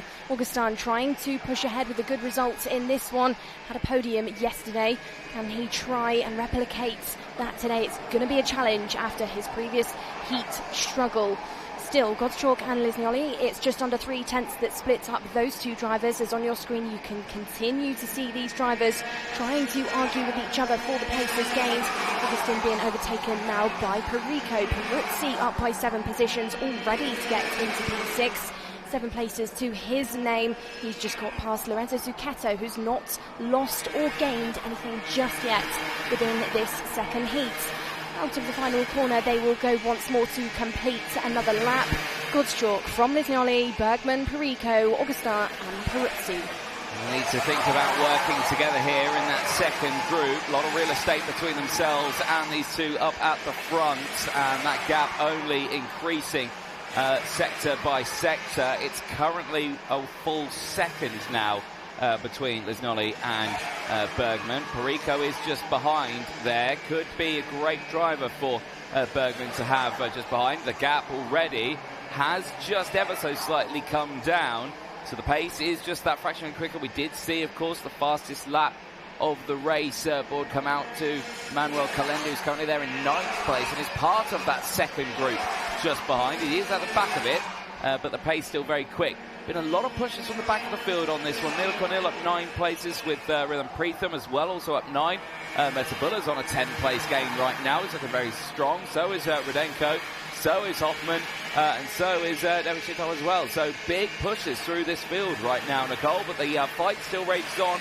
And the gap still holds at about 0.8 of a second now as Perico and Bergman have switched places I reckon we might see that gap close up now. Yeah, it was a rookie 1, 2 and 3 just a lap ago with Godstrok, Lisnoli and Bergman, but now your under-10s champion of 2024 of Perico and the winner from yesterday has broken inside the top 3 after a poor qualifying earlier on this morning. Perico now goes fastest as well and is catching up now to the back of Lisnoli and Win Godstrok. Out of the second sector these drivers will go, and you're seeing these duos form. It's a bit of a theme there in Mini 60 racing. Four wheels are better than two out there. They bunch up and they try and chase down. That's a Tika Mir getting pushed out wide on the exits of turn number 12. Back onto the track she goes, but those curbs these drivers really try and avoid. It's really a vacuum effect. Here they come then, still Godstrok from Lisnoli, no change, but Perico is being invited into this and he is being pushed on by Joshua Bergman. Yeah, indeed, they've been quite smart here and working together. You can see the fight behind as well, still rages on as well, 3 wide there between Peruzzi, Augustine and Kalendi. They're still fighting away as Perico sets the fastest lap of the race. It's got involved now, I would say. This is more a group of 4 here, Nicole. They have closed in quite successfully. And now Lisnoli's going to have to think about attacking and defending here at this point. Godstrok in a real spot of bother here if Perico can get his hands on this lead group. Yeah, absolutely is. Some big movers then within this race then. Anthony Rudenko up by 11 paces to sit just outside of the top 10. Ruvan Pritham on a charge with 9, as is Milo there in P18. But still, a couple more laps for these drivers to go to try and pick off more names within the field. It was a duo at the front, now it's a trio. Down the inside, Lisnoli is going to take away that race lead from Win Godstrok. Is Perico going to get past as well into P2? Yes, he does. We asked the question and Perico answers it. So it's Lisnoli from Perico. Perico now down the inside and makes himself again this week a race leader. Indeed, that is nicely done there. Nicolo Perico utilising that fastest lap of the race, which again in turn is still faster than what they were doing in time qualifying this morning. Big chop in the background there. Bergman trying to get back involved with Lisnoli, but stays there in P4. Now it's starting to get really interesting. Perico's been able to just open up a bit of a gap here, but I can imagine it will close in with this slipstream with the toe. It closes, immediately looks to the inside as Godstrok. But Perico just positions the kart fractionally to the inside there. Denies Godstrok a chance to get that move to the inside. Once again, the slipstream kicks in all the way down that start-finish straight as we go on to the last lap of this race. It is still Perico that leads. Bergman switches on the outside. He's going to try and go for the up and under. He's going to try and do it again as Godstrok down the inside, contact with Perico. And Perico goes backward, rejoins onto the circuit, gets a boot up the backside from Baptiste Augustin, who is at full race pace. And now Bergman says to Lisnoli to go, because we could come away with a P1 and 2 here on this last lap. Down the inside, Bergman goes through it, but 2 for 1 for Godstrok. He's taken it back through. He checks over the shoulder, and I can imagine he's not out of the woods from this race just yet. A very dramatic final lap here as they head down into the final sector. The toe from Bergman and Lisnoli closes the gap, and as they head through the final turn, can they do anything about it? The answer's no. Godstrok's going to win on circuit in a very interesting fashion. Thumbs up from the two drivers. Bergman takes second, Lisnoli third, but I can imagine there'll be a very unhappy Italian out there in the form of Nicolo Perico, which did at the end manage to hold on to P4 at the end of that race. But certainly a very dramatic moment there on that last lap, which sees Godstrok take the win. And at this moment is looking like a provisional pole position for the final later on today. Godstrok takes the win then, ahead of Bergman, Lisnoli third, Perico P4 from Manuel Kalendi in P5. Then it's Baptiste Augustin from Benjamin Karajkovic, Achilles Peruzzi from David Chioff, and then Giovanni Desani Jr. rounding out the top 10. Sofia Rodenko, we were talking about her having a big run in that race. She certainly did, and that is a 12th place gain to finish in P11 ahead of Atika Mir. Lorenzo Sacchetto finishing ahead of Adam Hoffman.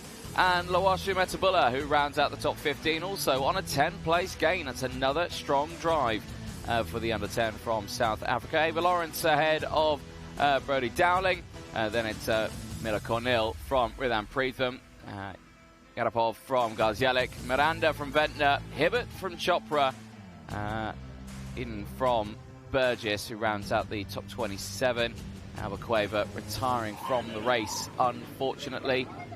There is Gozchalk through, and Perico just ahead on this one.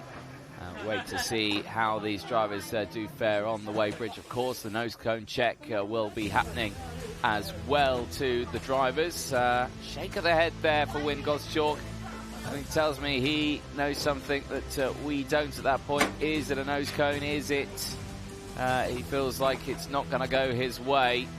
And there you can see a lot of interesting looking body languages there as he heads over to chat to his team mechanic, and yeah, just thinking what was going to be happening. And I suspect they are talking about that incident, and he's saying, yeah, the right thing. He's saying that he's turned across me, and of course that will be his defense for it.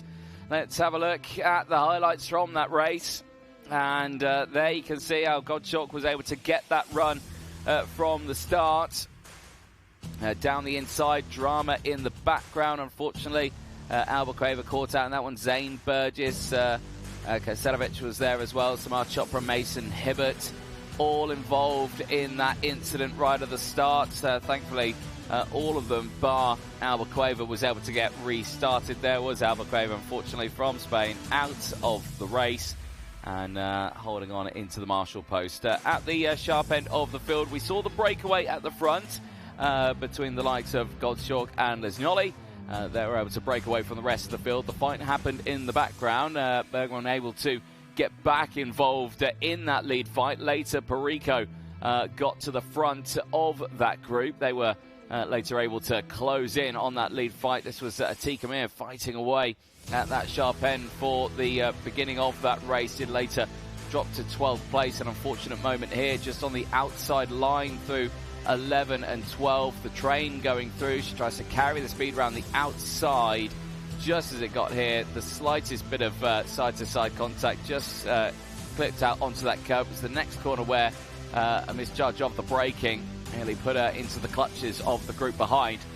Fighting at the front, all raged on, and onto the final lap. It certainly did kick off. This moment here to the inside.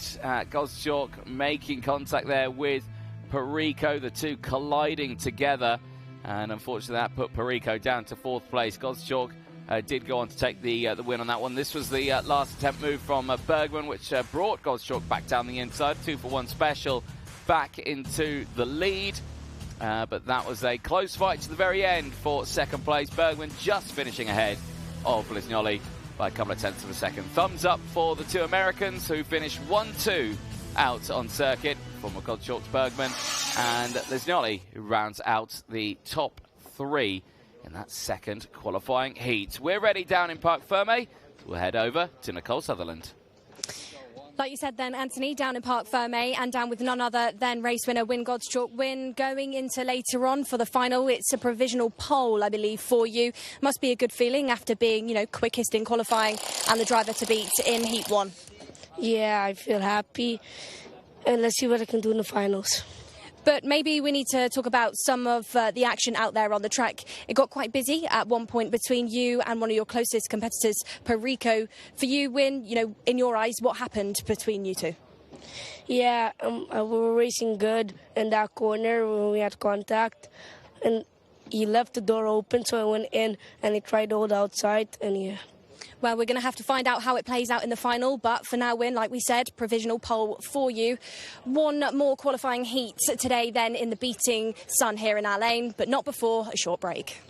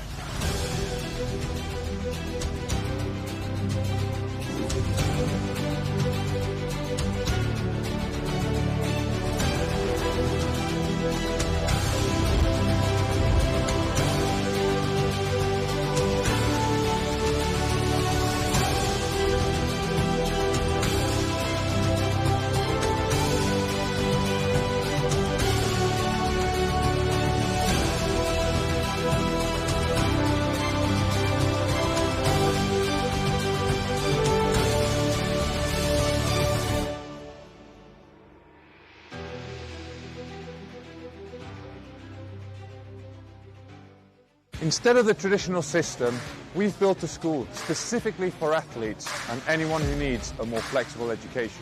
We provide a full school curriculum including GCSEs and A-levels, mentoring support from ex-athletes like myself, and the ability to study from anywhere in the world at any time.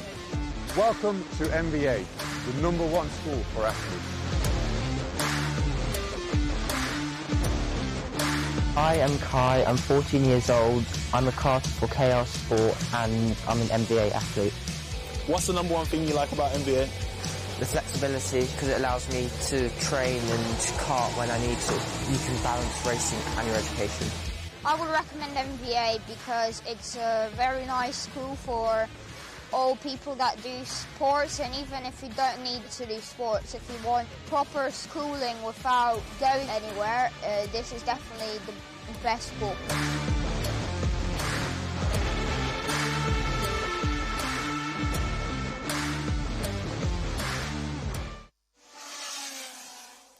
Welcome back, ladies and gentlemen, to live coverage of the Champions of the Future Academy programme here in the Allain Raceway International Kart Circuit. One more qualifying heat to go. It is the OKN Senior Race that will head out onto the circuit next. And again, earlier on, still a very busy first qualifying heat that once again saw a very commanding drive by one young man, Markus Schilkunas, taking the win, but only by 0.4 of a second ahead of Ryan Qureshi, who found himself in second place after a one-place gain. But the current championship leader certainly looking still very, very strong there. So man starting alongside him for this one, Kasper Reipold, primed and ready. The driver from Poland didn't have a bad result earlier on. It was P5, so good top 5 result, but still from the first row of the grid, I should say, still a backwards trajectory. And hopefully this time around can think about pushing forward and sticking with Markus Schilkunas. But again, he's got that drama and that tough starting position of being on the outside of row #1. And Nicole, we've been talking about it left, right, and centre. It has been the case for every driver starting on that outside going into turn 1. It is just tricky to maintain your position. Yeah, but maybe Kasper Reipold has two friends behind him in the form of Wojciech Woda and Oscar Gallen to try and help him through that one. All three of those drivers, 2nd, 4th and 6th, coming from Poland. Maybe they'll try and help each other out going into that first corner. Only time will tell, but like you said, it's always a little bit of a difficult one out there. There on your screen was Ryan Qureshi starting from that second row alongside Wojciech Woda. Good qualifying results for Ryan. Needs to push forward in this heat, and he was a name to try and go up against Markus Schilkunas, who is right there on your screen. But time and time again, this championship, the Schilkunas show. Yeah, indeed.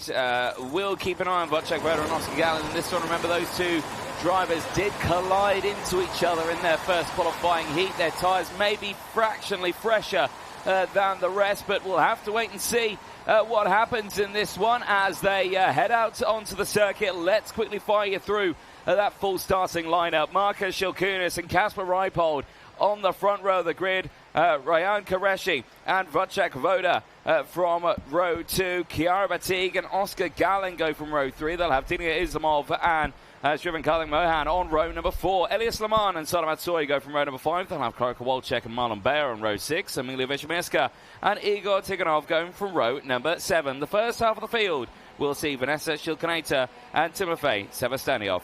Row #9 then, it's Tar Alexieva on their first appearance in the championship so far, starting alongside Ella Hakkinen. Row #10 is Gianna Pascal with Radek Vavra, and then from 11 it's Benjamin Borgemana alongside Simon Hollander. 12 will house Guido Badoli alongside Gabby Texera, and 13, needing a good result after a DNF earlier on, it's Max Lacroix with Pietro Camalengo. 14, Dylan Patel and Magala Lusa, and then from 15 we have Omar Jorge with Ian Marwa. Rounding out your field then, 16 rows in total, 32 OKN seniors for this qualifying heat. It's none other than Carolina Redondo, who will be missing from the field because of injury, alongside Anastasia Jurasis there on P22. These drivers then just heading into the second sector, being led by Marcus, slowing the field down.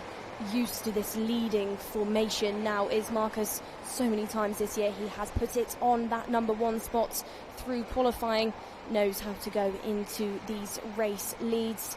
And now down towards turn number 11 and 12.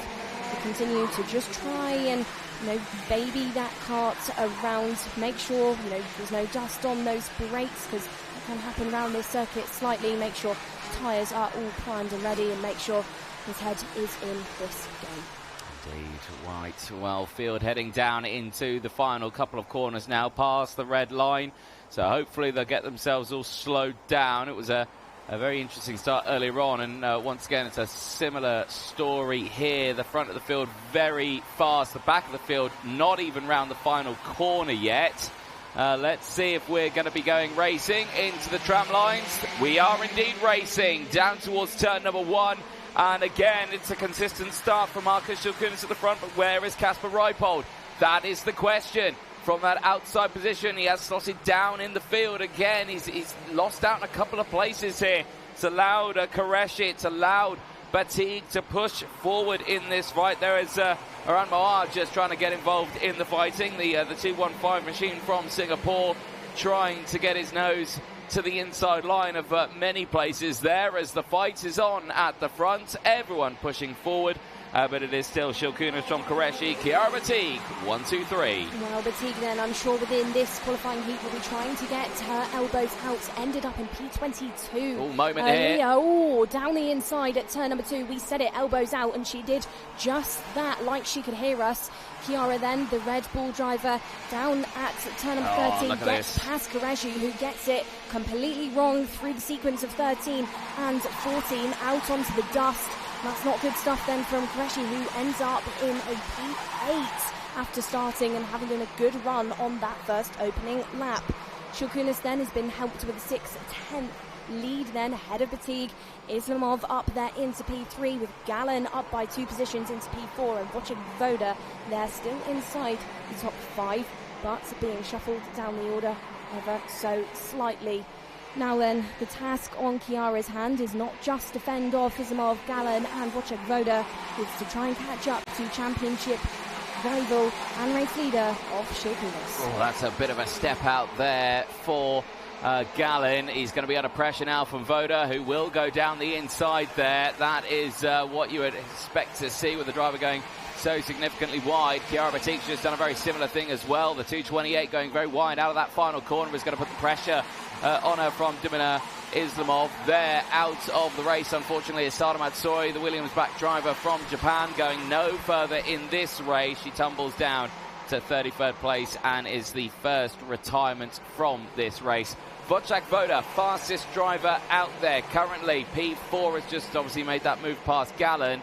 We'll be wanting to close into this man here, Marcus Schilkunis, who once again has driven off. Chiara Batig over the curb is going to lose out from 2 places there. Islamov and Voda both going through. Reipold now will be the next target.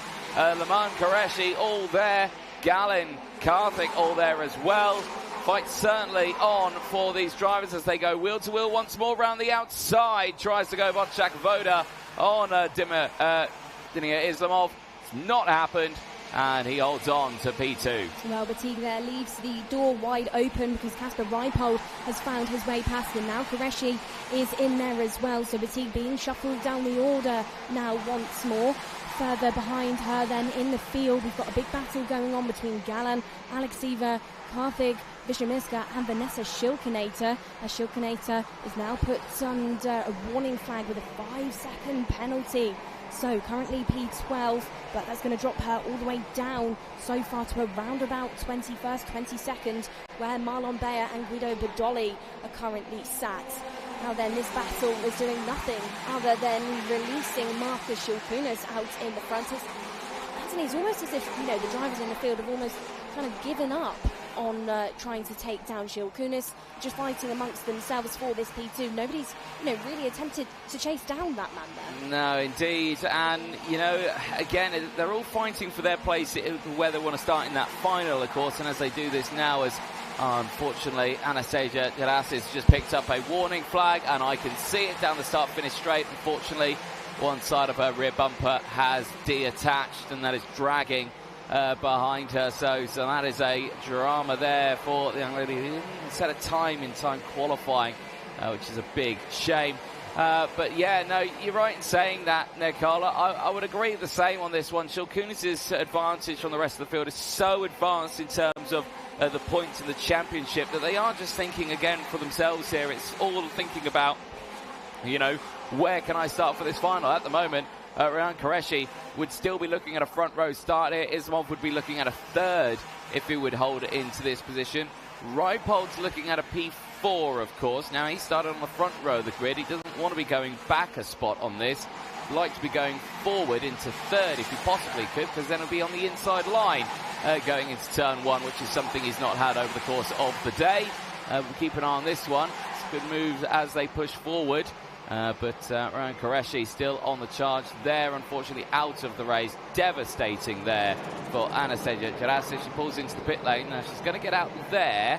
That is not back into Parc Ferme. That is only in the pit lane. I was she hoping to get that rear bumper reattached and back out to the circuit. Well, I don't believe that will be possible for Anastasia there. You can just see her chatting to the coach. She's bending down to try and see if she can get that back bumper back on, but not possible, I would say, within the last half of this race. Still, 50% of this one left to go. Shilkunis now 2.5 seconds clear as we watch a replay of a moment in the mid-pack section. So just behind Clara, the team's got drivers signalling to each other, visibly not happy. And this is the battle, I think, is that Vanessa Shilkunator getting involved in this, and Ella Hakkinen trying to get her elbows out as well. Yeah, indeed. So, yeah, big moments and more big moments there. Ooh. That is disaster for the man who started a lot further up in this order than I think he would like to be. Karthik out of this race. He had fired his way to the front of the grid after a tough qualifying and now finds himself out of this race, and that is very unfortunate. That is out of turn number one. More overtakes happening just in the background. This is again Qureshi back on the charge through the field. He's back up into P3 now, and is certainly keeping his name up in the sharp end. Kasper Reipold, now he's just lost out in that position. He's lost out in third in the intermediate classification. He wants that spot back. He wants that inside line going in towards turn one. Well, as it stands there, the qualifying heats after these results with the points, Markus Shilkunis will be on for a pole position going into later on's final.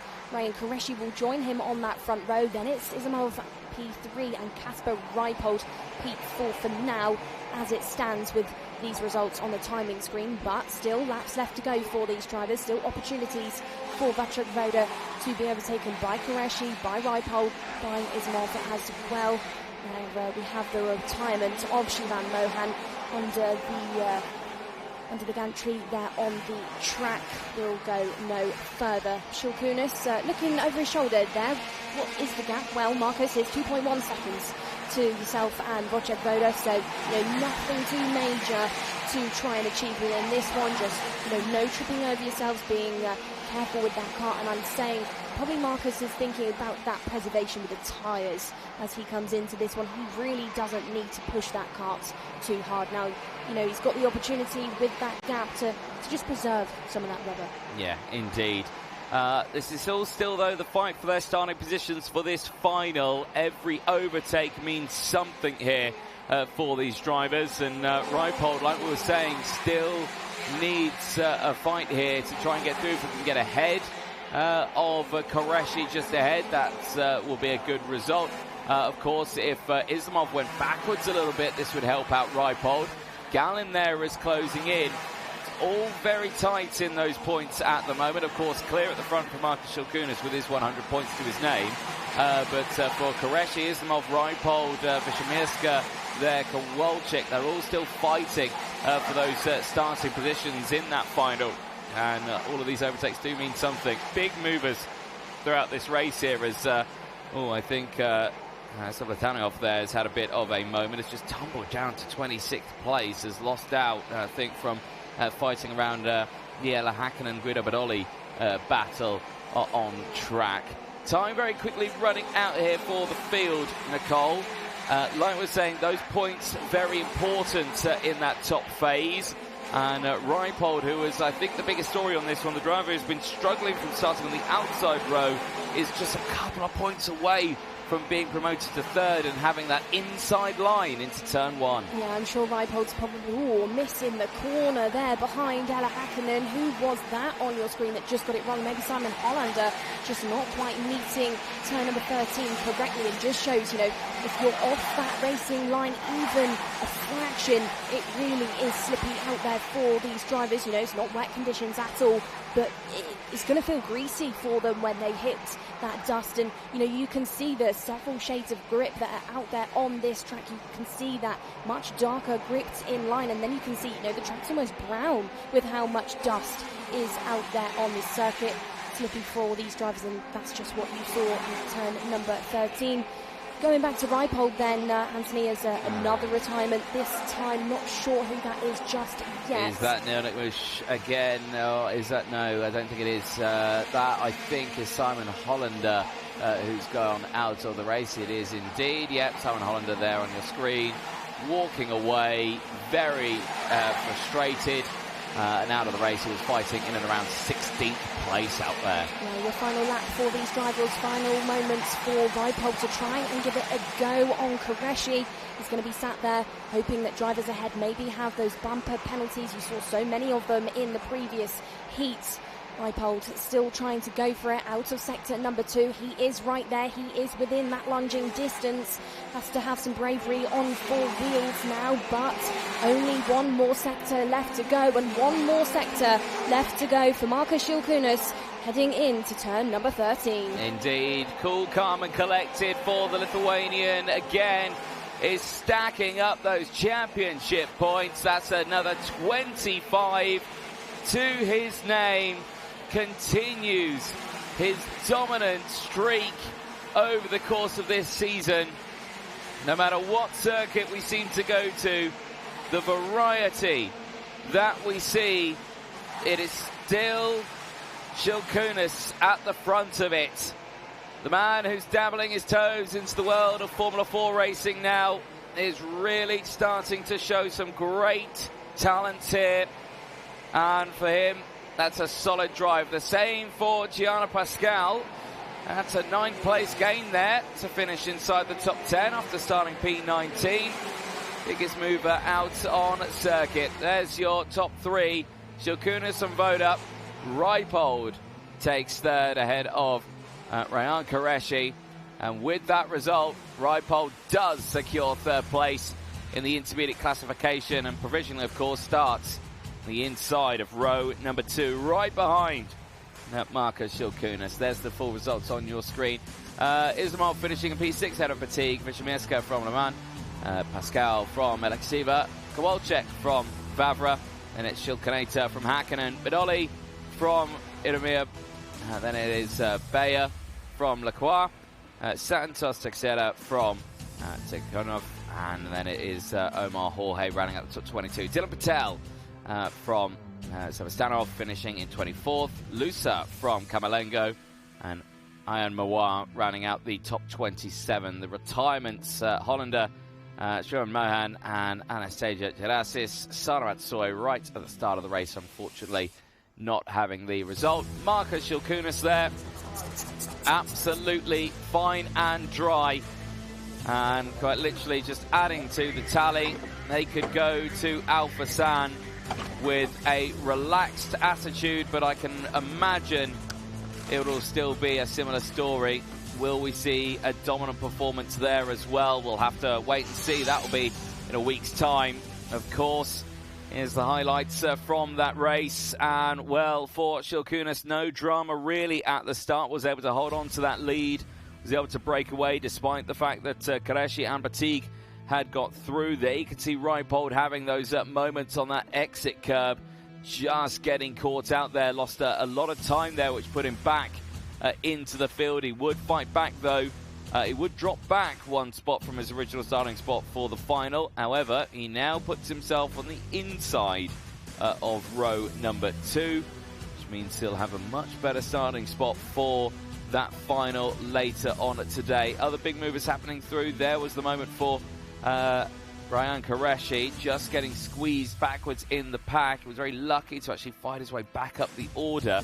He managed to finish in P4 for that race as he continued his fight forward. There was Juan Mohan in those early stages. He was pushing through the field quite nicely in the earlier stages. There was Magana Lucia, unfortunately getting a bit wide out of turn number 1. The young man still pushing forward as hard as he can, improving circuit after circuit. The first of the retirements there, Sana Matsui out of the race, and a very unfortunate one for her. Big moments here. The moves down the inside. Chiara Batti getting muscled backwards here as the chasing pack all started to really get involved in this top section of the battle. This allowed, of course, Marcus Shilkunis to open up that gap. He was able to clear away 2.3 seconds at the end of it. So this was Islamov on the charge. Diniya Islamov starting to really get involved in the sharp end of the field. Still did have a one-place gain, but did finish that race in P6. This was Qureshi back on the charge through. Later getting that overtake to get back up into P4. Fighting rages on. Then we were seeing Reipold going for the charges on this one as well. Really getting involved in the fight. Hand gestures up in the background. Drivers not happy there as Vanessa Shilkaneta going wheel to wheel there with Radek Vavra. Then you saw the likes of Ella Hakkinen just trying to get involved in that scrap. There was the last overtake for Ryan Qureshi to push through. The retirements started to come in thick and fast there. There was Juan Mohan, then later Simon Hollander out of the race, all while at the front. Marcus Shilkunis continuing that trend at the front of the field. Well, that is the qualifying heats done and dusted. It's the finals left to go. We're going to head down to Parc Ferme and over to Nicole Sutherland. Continuing that trend indeed then, Anthony, Marcus, another win for you, not just, today, this weekend, but this year. It's been the Shilkunis show in the senior category, and for you, you're just as calm and collected as ever? Yeah, I would say same calm as has been throughout this whole season. Just driving and hitting every apex, just making best and best and best, and just doing that. And we just saw your mechanic in the background give a bit of a wave to probably the audience at home watching on. For you, Marcus, being as fast as you are, that relationship with a mechanic, how important is it to make you quick and make you relaxed over a weekend? I don't know. Mechanic always does a good job and everything, and it's important to have a good relationship with mechanic. Just because he's always with you, and then just need to have a good relationship, because then not bad things could happen, but just that you feel happy and relaxed, I would say. Well, Marcus, thank you very much. We'll see you later on that front row for the final. And talking of finals, we have 3 of those left to go today. We'll go back up to the commentary box and over to Anthony Jordan. Thank you very much, Nicole Sutherland down there. Yes, indeed, just 3 races to go. That'll be taking to the track in about an hour's time. But we'll be back a little bit earlier than that, probably in around 45 minutes time or so, as we kickstart the finals with the OKN Junior Final, Mini 60, and then the OKN Senior Final for their last races of the weekend. Who will be crowned victors today? We're moments away from finding out. For myself, Anthony Jordan, and Nicole Sutherland, we'll see you in about 45 minutes' time.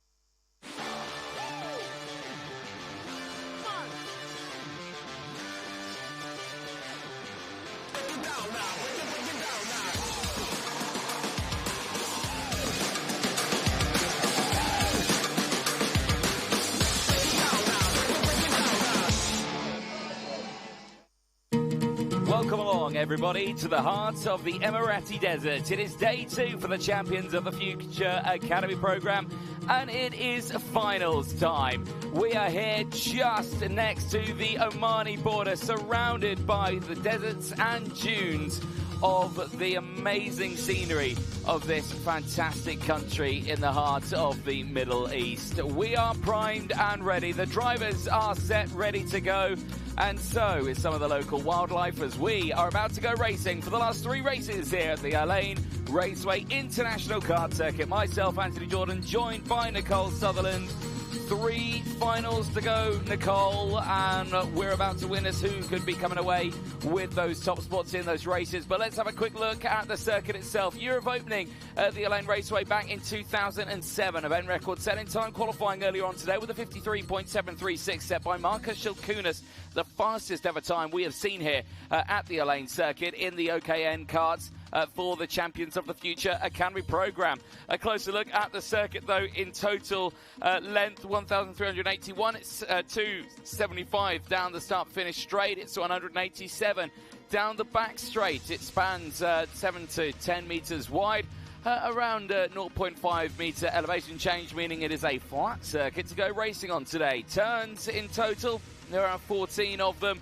6 to the right, 8 to the left, and 3 hairpins out there. Each and every one of those turns provides its own unique challenges, but many of them provide ample overtaking opportunities. We've seen them down towards turns 1. We've seen them into 2, 3, 4, 5, and 6. We see them into turn 8, and especially into turn 13, and sometimes even a cheeky move down the inside at turn 14, as well as the long run down that start-finish straight to the finish line. It is a long old run where the slipstream can come into play, and especially with a top speed reaching around 120 kilometers an hour into that braking zone at turn number 1.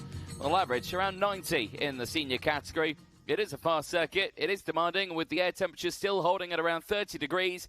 It is going to be a challenge for them. But as we were saying, just 3 races to go, 1 race each per class, and it falls down to the juniors who are coming up first. Absolutely is then our juniors. The story of the weekend has been that Connor Clancy has been the driver to beat throughout our heats. He then starts, of course, on pole position alongside friend of Nathan Capon, who really did him a couple of favours in that last heat earlier on. Capon backed up the rest of the field behind him. Drivers like Aaron Mason, Axel Nocom, Aaron Qureshi allowed Connor Clancy to bolt off and has helped him with this pole position standing as we go into the finals later on. We will be able to talk to some of these drivers shortly on our grid walk, but this is going to be an exciting final. Last year we had such good results from our OKN juniors at this circuit. We can expect nothing less than that this year. Yeah, certainly not. OKN Junior, it's the final. 15 laps is ahead of the field as engines and karts make their way out onto the circuit. It's the juniors. It's coming up next.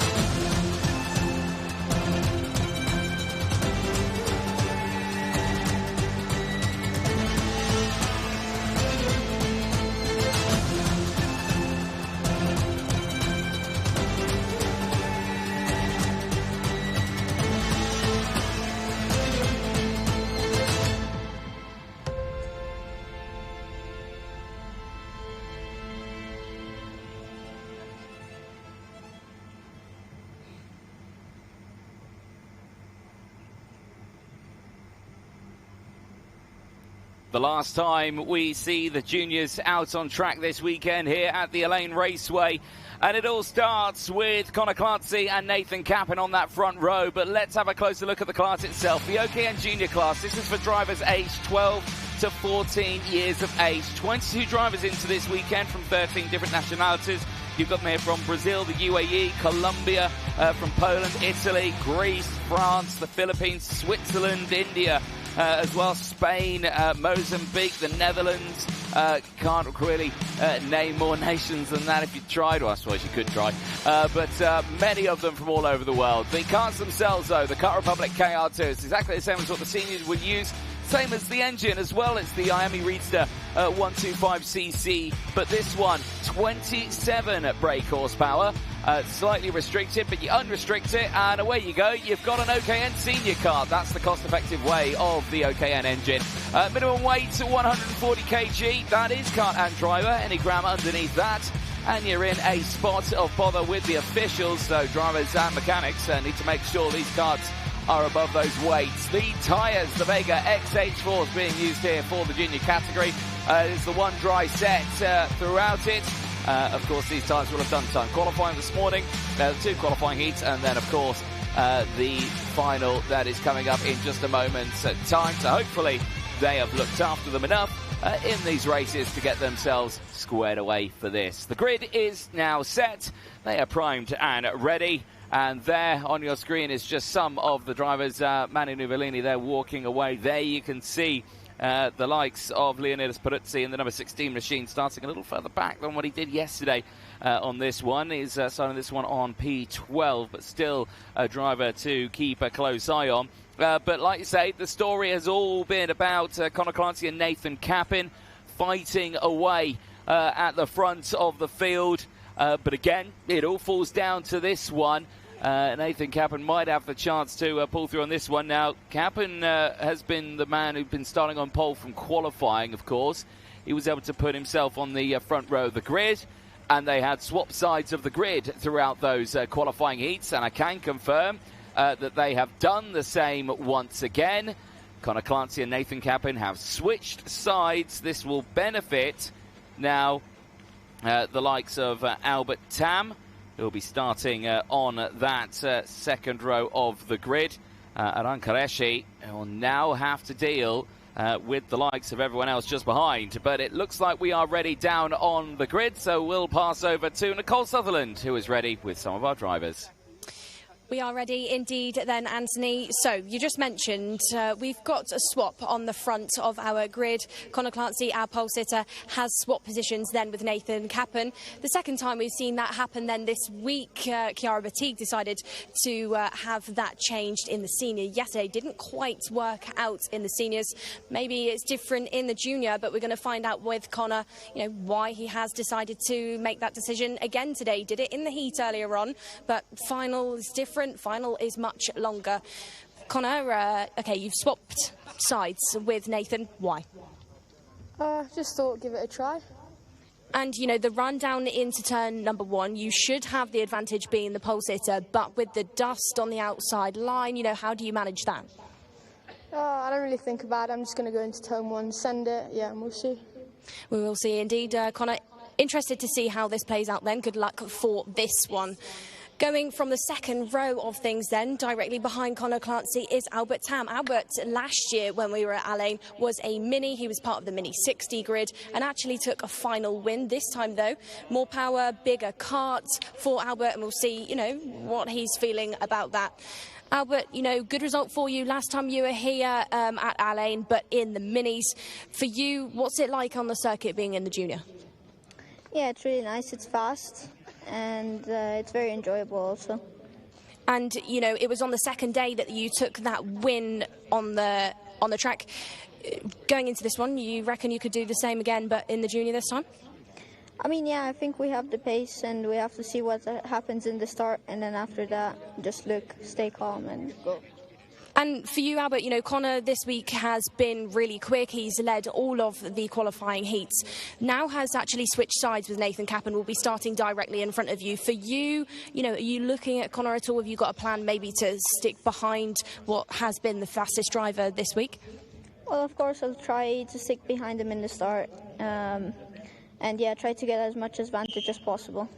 Well, Albert, thanks very much. We'll see if that advantage works out for him. Starting further back then, who we've got Aaron Mason just behind me in the 57. Aaron then starting on the high end of your field.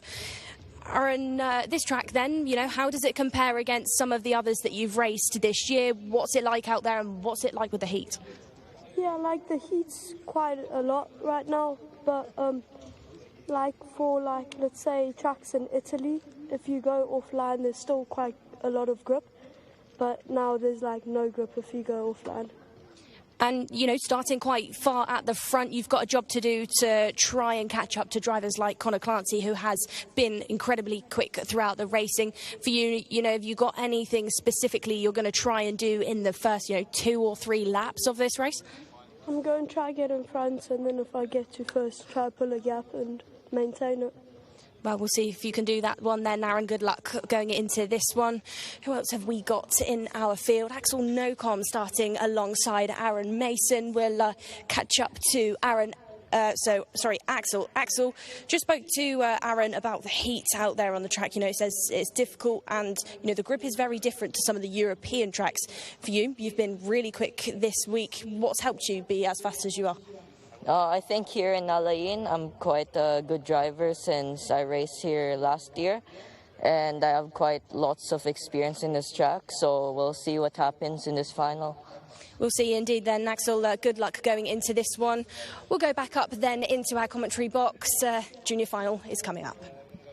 Thank you very much, Nicole Sutherland. Yes, it is indeed. Let's have a look at that starting grid as well. Conor Clancy and Nathan Cappin locking out that front row. Can they come away with a P1 and 2? Could it be the other way around? And could it be Cappin's first podium of the 2025 season? Row number 2, we'll see the likes of Aran Qureshi and Albert Tam. What can they do from there?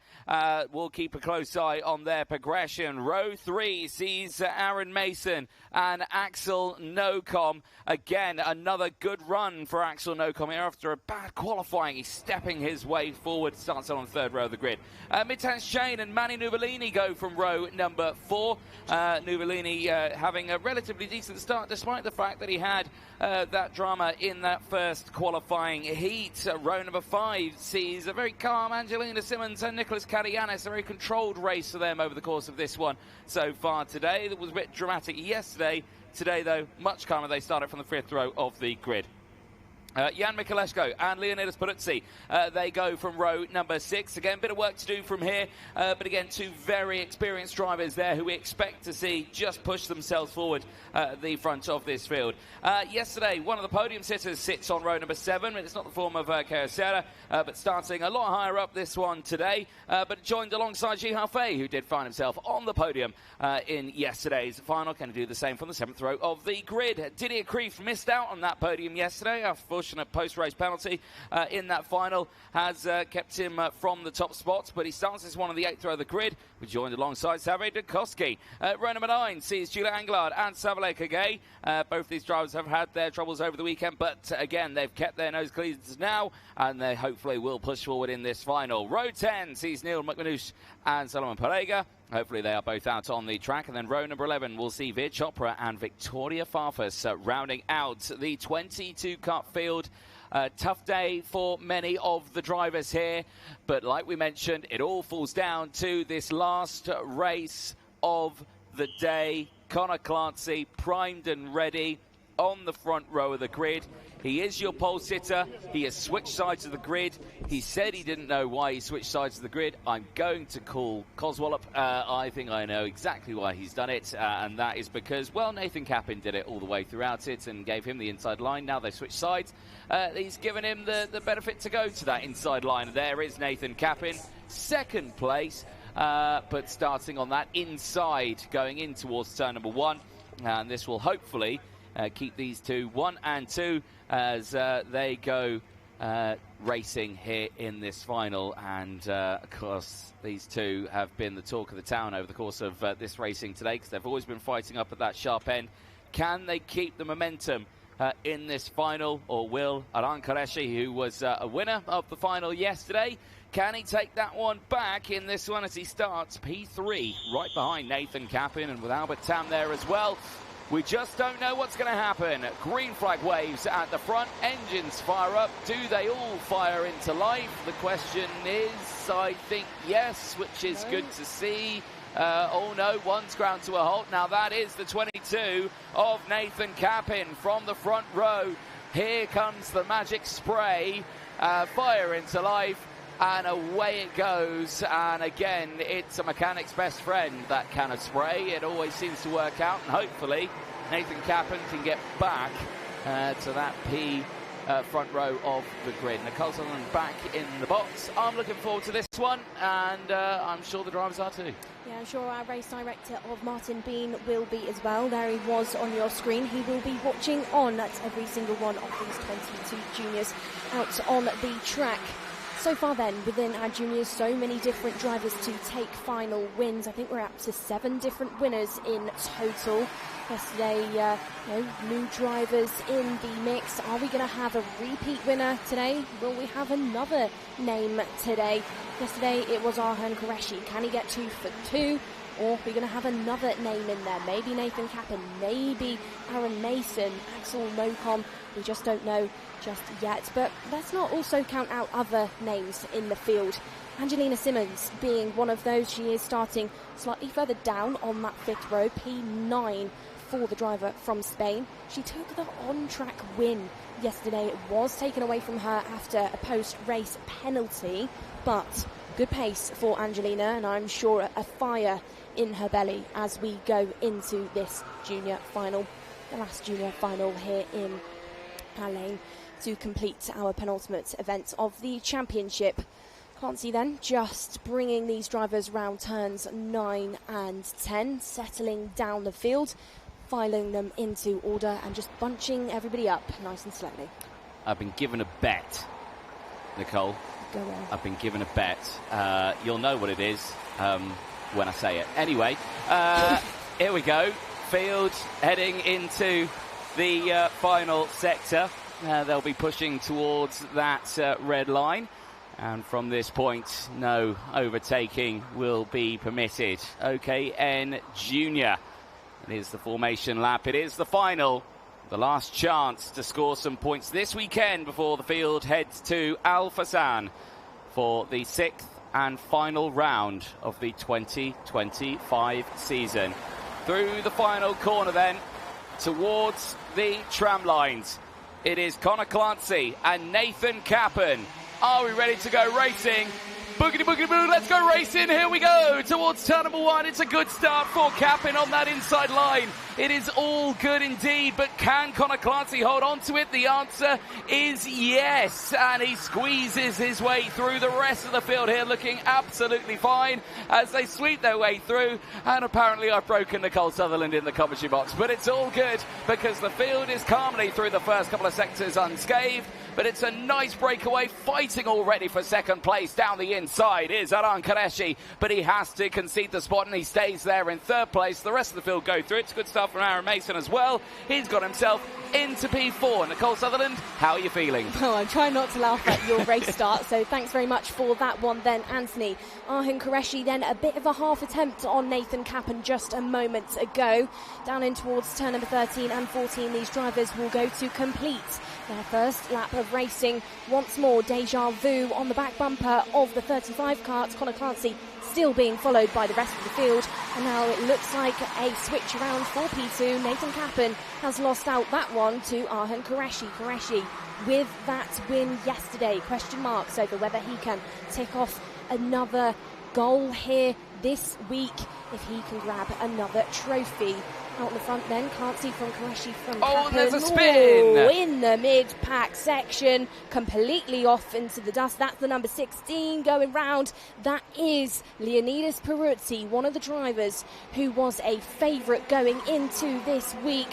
Finds himself with some heavy damage to the front end of that Kart Republic, and I think he was visibly a bit injured out there or a bit shaken. I think Peruzzi maybe still in the middle of the track, and other names who have potentially been involved in that one.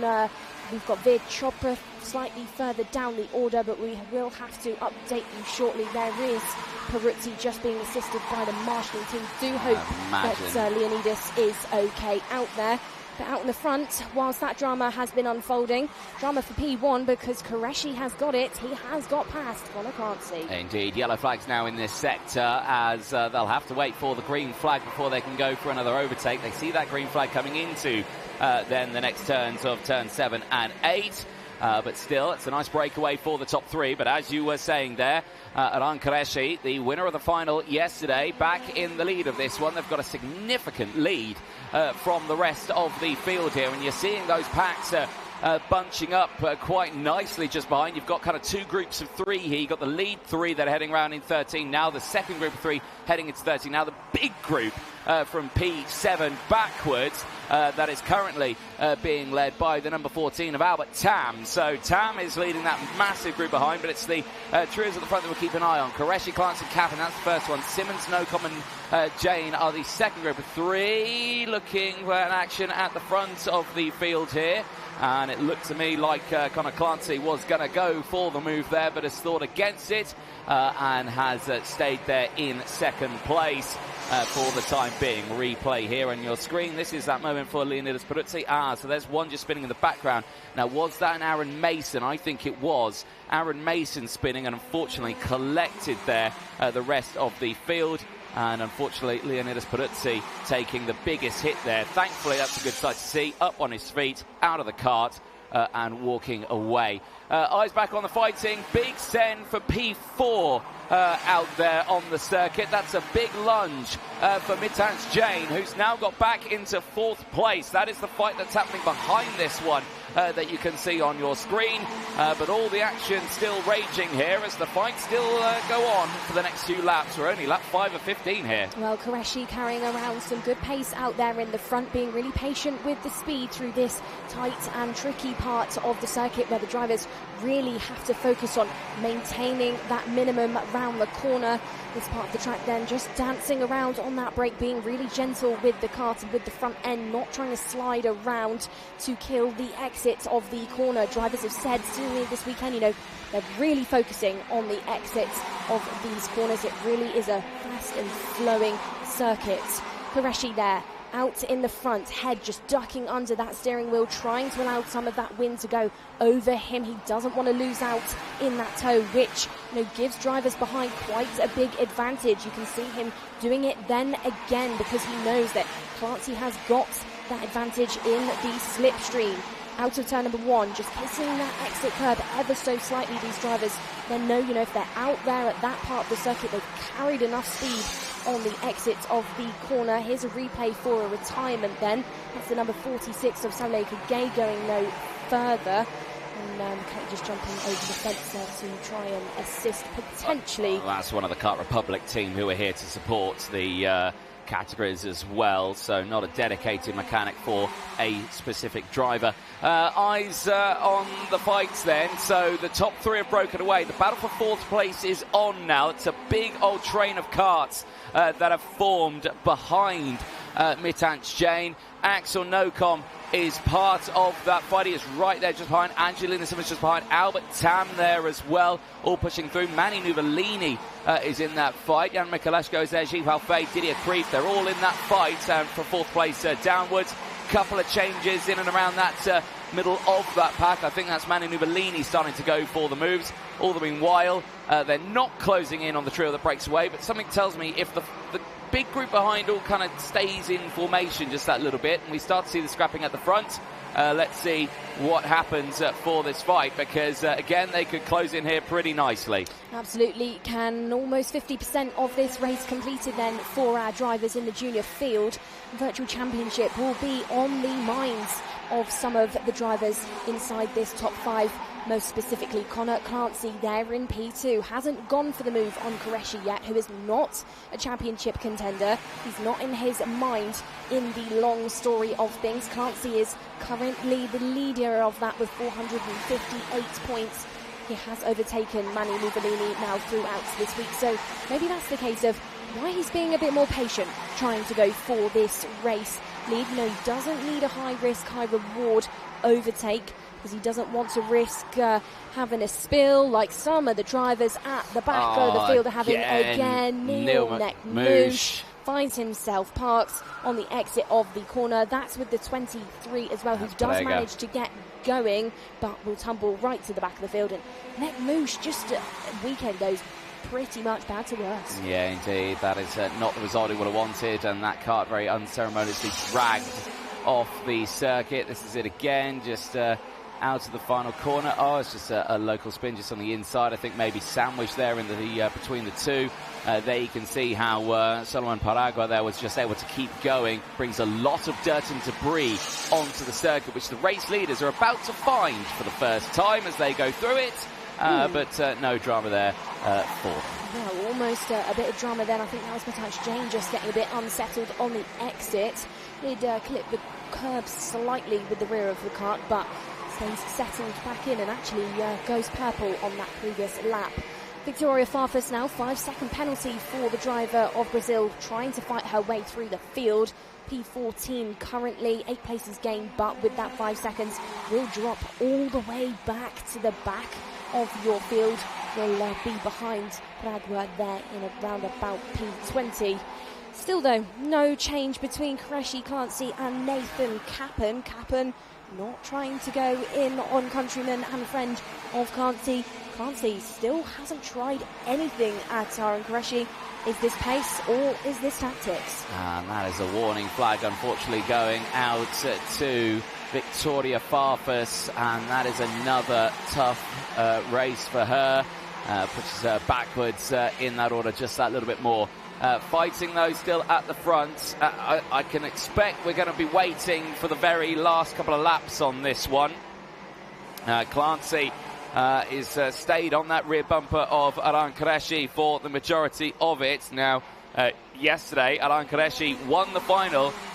Didn't win it on track, however, was promoted to that win after a series of penalties that went out to the top 3 drivers. However, this time he is at the front, and this time he is earning it on his own right here at the Lane Raceway, and certainly looking like a real contender on this one. But again, it all falls down to what Clancy and Kappen do later on in this race. Yeah, I think a win is a win for a driver. They always want to come home with that #1 trophy, but when they can outrace the rest of the field, it means so much more to these drivers. They don't want to just inherit it because of penalties like Qureshi did yesterday. He wants this one because he wants to show, he's actually outright faster and a better driver than the rest of the juniors on the day. He's displaying that lap after lap within this one. Still no attempt by Connor Clancy to try and go in. Hasn't tried it through turns 11 and 12. Down the back straight will have the advantage in the toe. This is an overtaking opportunity into turn number 13, but it doesn't exist. The door's not open. No, and I don't think he's going to go for anything here. I think, Clancy's kind of happy with the pace that we've got at the front, and he's just thinking, right, you know what, I'll stick behind him. Right now, we haven't got the group behind closing in. We're not fighting and scrapping, and we're not tangling away and closing ourselves back. We're keeping a consistent time. Mataj Jane has started to break away from that train behind, but it's not in a way that it's going to affect the grid too much at that sharp end. So, again, we are just expecting to wait until, I suspect, these last couple of laps here, Nicole. It's just going to be that last lap lunge from Clancy or Kappen here. Qureshi is going to know that, and he's going to have to just really think what his game plan is going to be in the last 2 laps of this race, where he thinks that Clancy might go for it. We've seen a lot of overtakes here, of course, turn 13. We've seen a lot of overtakes down towards turn number 1. See the Kappens close back in now on this fight. They're all pushing still, with time very quickly running out. 2024 then in your juniors, it was 2 out of 2 at this circuit for James Anagnostiadis. Is it going to be 2 out of 2 this week for Aaron Qureshi, who's still on the charge to replicate that from what the Australian did last year? Out of the second sector they will go. Qureshi, Clancy, Nathan Kappen, still deja vu from what we saw 3 or 4 laps ago, as Qureshi just runs a little bit wider than Clancy then on the exit of turn number 8.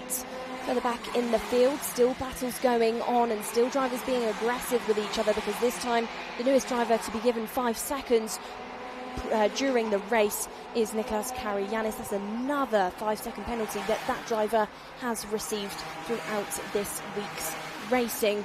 Time is ticking then, and Clancy potentially running out of opportunities here, because still nothing challenged into turn number 1. Qureshi holding on to this one well, and these 3 drivers, deciding to go against battling with each other hasn't opened anything up to Mittanj Jain, who could, probably be sat there a bit despondent. He's not been given an opportunity here. But don't worry, it's building. It's building. That's what we're waiting for. Yes, we've waited for 14 laps to see something happen, but trust me, I can imagine we're going to see something maybe on the tail end of this lap, going on to the final lap, or maybe it all happens on the final lap. It's Qureshi, it's Clancy, it's Kappen. 1, 2, 3 in the final here. Who is going to stand on that top step of the podium? We're about to find out. Last lap board goes out to the juniors, and it is still Qureshi who leads. Turn 1, done and dusted. Tick that one off the board. It's no overtake. Already a communication there from Clancy to say, just keep going. Do not worry about me. Well, if I was Aran Qureshi, I would certainly be worrying about Conor Clancy just behind, because I can imagine he will still want to go for that move in towards turn 7, 8 and 9 this time around. No change as well. We've seen the overtakes here, but again, Clancy stick behind.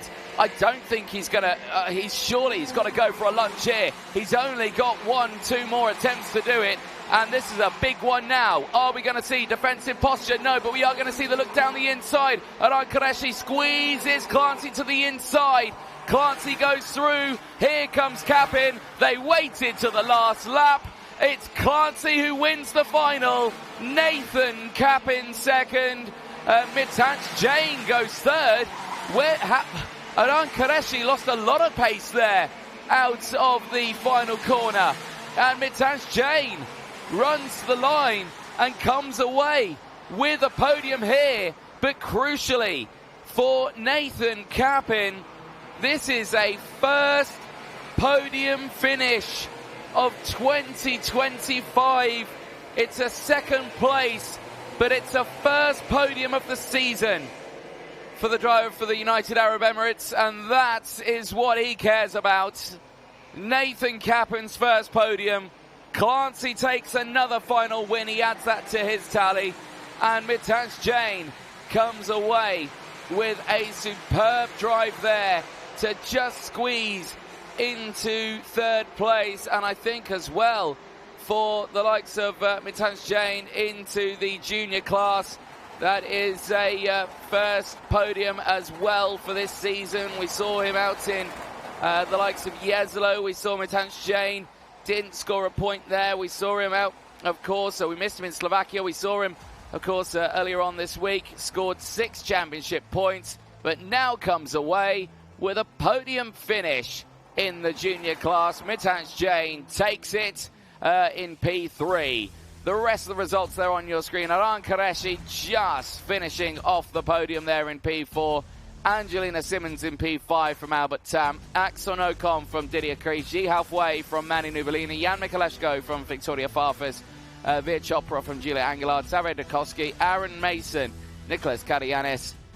And Caio Serra finishing that one in P18. Solomon Paragua rounds out the top 19. And the retirements, Nekmush, Kage and Peruzzi all out of the final, which is a big shame for them. But crucially, for Kappen and Mittanj Jain in their junior fights, that is their first podiums of the 2025 season in the Champions of the Future Academy program in the junior class. And for Conor Clancy, adds another win to his title fight, and with that, takes the lead of the championship. 464 points for Conor Clancy. Leads now Manu Nuvolini's 421 points. Angelina Simmons third still in that title fight, but with 302. Clean-up operation underway. And great work from the marshalling team. They'll work to clear that debris off the circuit as they rescue the stricken karts out there on circuit. But going into the final round then, that man there on your screen, Conor Clancy, takes the lead of the championship standings with now a lead of 40-odd points. It's still close, of course, going into that final round, and out for sound for the juniors. Title fight now most certainly in Connor Clancy's side of the court. Here are the highlights from that race, and the start pretty decent there for Clancy still. Yes, had the outside line, but was able to sweep in front, kept Cap in there in second place. Was hoping to keep a close fight for the drivers behind. Didn't keep an eye, though, that Aran Qureshi was able to squeeze his way up into the lead of this race. But they kept their cool throughout. It didn't scrap all the way throughout. This was that first overtake for Qureshi. Down the inside in towards turns number 2. It was this moment here, I think Aaron Mason and colliding there with Leonidas Peruzzi. Big front end hit there and nearly out of the kart. I can imagine a lot of discomfort there on the wrist. Front end impact there can certainly pile on the pressure to a driver. Later retirements there, unfortunately. Let's have a look again out of the race. Later we saw drama for Neil Nakmush as well. He would become another one of the retirements. A spin there through turn 1. Caught out with Solomon Parega there, who did manage to get back going, all at the same time of bringing all of that debris onto the circuit. The fights at the sharp end of the field saw some drama or other. There was going a little bit wide. Zarydakovsky getting squeezed out wide. And then this on the final lap that we had to wait for. The first overtake from Clancy in the final corners. Kappen pushing through as well to come away with his first podium of the 2025 season with P2 for Nathan Kappen. Clancy takes the win, and with that result takes the lead of the championship standings, and then just behind Mitans Jain was just able to get third place by 0.008 of a second, 8 thousandths of a second ahead of Aran Qureshi to just squeeze through. A great final then for the juniors with 2 more to go. Let's head down to Parc Ferme and over to Nicole Sutherland. First final of the day complete then. First winner in Connor Clancy. Connor, you kept us guessing in the commentary box. Were you going to go for it? You know, kept us waiting a little while. Last minute move for that race win. Yeah, it was quite stressful. Me, Nathan and Arhan just pushed away to get the gap, and then, yeah, fought out on the last lap. And, you know, that move for the race lead, pretty interesting one. Tell us, you know, in your eyes, how did you pull it off? Yeah, it was tough. Just went up the inside at the start of the straight, and then Arhan squeezed me a bit, but he left room for me, so that was nice. And then, yeah, just hooked the curb to get it stopped, and, yeah, it was good. And penultimate event of this championship is complete. We go to the last 2 rounds, you know, not far down the road from here next week. And you are our championship leader going into that. What's that feeling like? Oh, it feels really good. Considering how bad Slovakia was, I was thinking, like, is it over yet? But then I said, no, you can't think like that, otherwise it will be over. So I just forgot about Slovakia, moved on, just went round by round, and it paid off. Well, congratulations on a win here, Connor. Great to see that for you. We'll go back up then, because it will be our Mini 60s up next. Thank you very much, Nicole Sutherland. Yes, it is indeed Mini 60.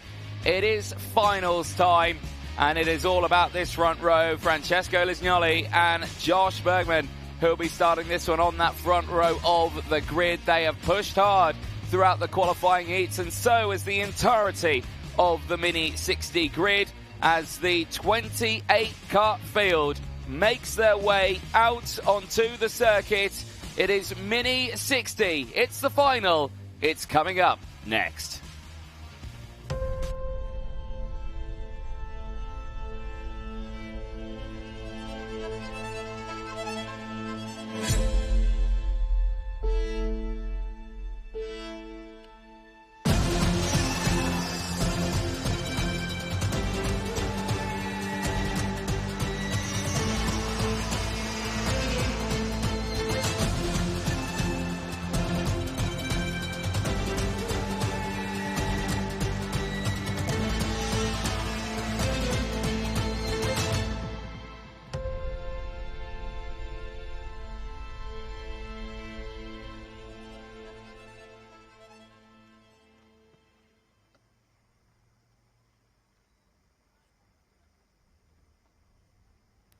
The Mini 60 class has been the most exciting over the course of this weekend. I say weekend, this weekdays. But they head out onto the circuit now for their finals. Drivers aged 8 to 12 years of age. 32 drivers in total. 20 of them part of the under-10 categories from 18 different nationalities. And all of them have been vying for that chance to stand on that top spot of the podium. Yesterday, it was a very controlled day for Nicolo Perico. Will it be the similar story today? The karts themselves, the Powerline Opportunity chassis powered by the TM Mini 360cc engine, 12 brake horsepower, revving up to 14,000 RPM. Minimum weight, 110 kilos. That is kart and driver included. Any grab underneath that, it's an instant disqualification from the race. You need to make sure it's all good. The tyres that they use over the course of this one, the Vega M1s and the full dry set of tyres that they have for the entirety of the day. No need to change those tyres, and hopefully they stay all good throughout the entirety of it. Like I say, in qualifying, they only went out and did one lap in time qualifying for the majority of the grid. So these tyres should be in relatively decent form for the field as they get themselves primed and ready at the front of the grid. Like we were saying, it's Lisnoli and Bergman on the front row of the grid. Now they are finding themselves, the pole sitter from this morning, Wyn Godschalk, has dropped to third on the grid. Crucially, still has the inside row going into that one. So we'll have the fight on his hands. He'll have Gilles Peruzzi for company alongside, but someone who'll be able to tell us a little bit more about all the fighting down there, I'm sure, is Nicole Sutherland, who is ready with our drivers. Absolutely, and then Anthony, we're down here on the grid for one quick interview because we don't want to make these drivers stand out in the sun for too long. Francesco, you're starting on pole for this one. We did expect that it would be Wyn Godschalk, but after a penalty, you have got this one going into this race. You know, do you feel any pressure? Do you feel any nerves? No, quite excited to be honest, but I feel a little bit of pressure, but that's it. And you've driven circuits like this quite a lot then for, the Alain track. What's it like in the racing when you've got so many quick drivers around you?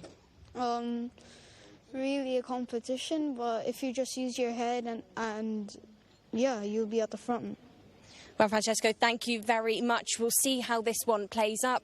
It will be Mini 60. Thank you very much, Nicole Sutherland down there on the grid. I'm sure it's just an excuse because she's getting a bit too warm down there on the grid, but she might hate me for saying that. But yes, like we're saying, for Francesco Lisnoli, the promotion to the P1 spot here puts him in a prime opportunity to come away with the final win yesterday. A very interesting day in that final, but it all starts with Lisnoli on the front of that grid, joined by Josh Bergman from the USA. Row 2 will see Wyn Godschalk, the pole sitter from qualifying, demoted to that second row of the grid with Achilles Peruzzi starting alongside. Row 3 sees Atika Mir and Nicolo Perico. They've got some work to do from there. Has Perico, the final winner from yesterday, can he secure that win again today? Manuel Calendi and Lorenzo Zacchetto, they go from row number 4. Keep a close eye on these two. Then you have row number 5. The top 10 will see David Shioff and Giovanni Desani Jr. Locking out that top 10. Benjamin Krajkovic and Ava Lawrence, they will lock out row number 6. The mid-pack there looking mighty competitive, especially with Sofia Rodenko and Mason Hibbert, who found himself fighting up at the sharp end in yesterday's final. But again, some unfortunate penalties putting him backwards in that order. Row number 8 sees Adam Hoffman and Zane Burgess. Again, Zane Burgess, tough run in this one, but keep a close eye on the American as he will try and push through the field in this one. Row 9 will see Jan Garzielik and Timur Garapov. They will lock out the top 18. Row 10 and the top 20 sees Ridhan Preetham and Milo Cornell. Keep an eye on the Belgian. He's made good moves throughout the course of this racing so far this weekend in Alain, and I can imagine we'll do the same in this final. Row 11 sees Luashi Metabula and Bruno Miranda. And then you'll see the likes of Baptiste Augustin, who found himself fighting in the podium areas yesterday. This time starts 23rd alongside Brody Dowling, who hopefully is all good after some dramas earlier on today. Ronald Ventnor and Samar Chopra go from row 13. The back of the field, we'll see Alba Cueva and Eden Kaserovic on that 14th row of the grid. Plenty of drivers in this one, 28 in total. Nicole Sutherland back in the box. Hopefully you didn't hear the fact that I said that I will only do one interview to keep the drivers from getting overheated. Was it because you were getting overheated down there on the grid? Warm. And somebody said to me earlier on when I was walking through the paddock, it's not even that warm. No, to be fair, it's not. This is winter time for the UAE. The normal temperature around in the summer times, probably around 45, 50 degrees. This is still 10 degrees hotter than it would ever get in England. Yeah, and it's still 30 degrees hotter than it currently is in England. So, so that's why we say it's a bit chilly, or a bit warm, actually. Sorry, here, a bit nippy out there. That heat haze, don't get fooled by it. But yes, indeed, certainly going to be a fun one in this Mini 60. We always love the Mini 60 category. It's like our little NASCAR. Don't worry, I'm not going to do that again. I'm not going to break you again at the start of this race. But I've won my bet, so I'm all happy.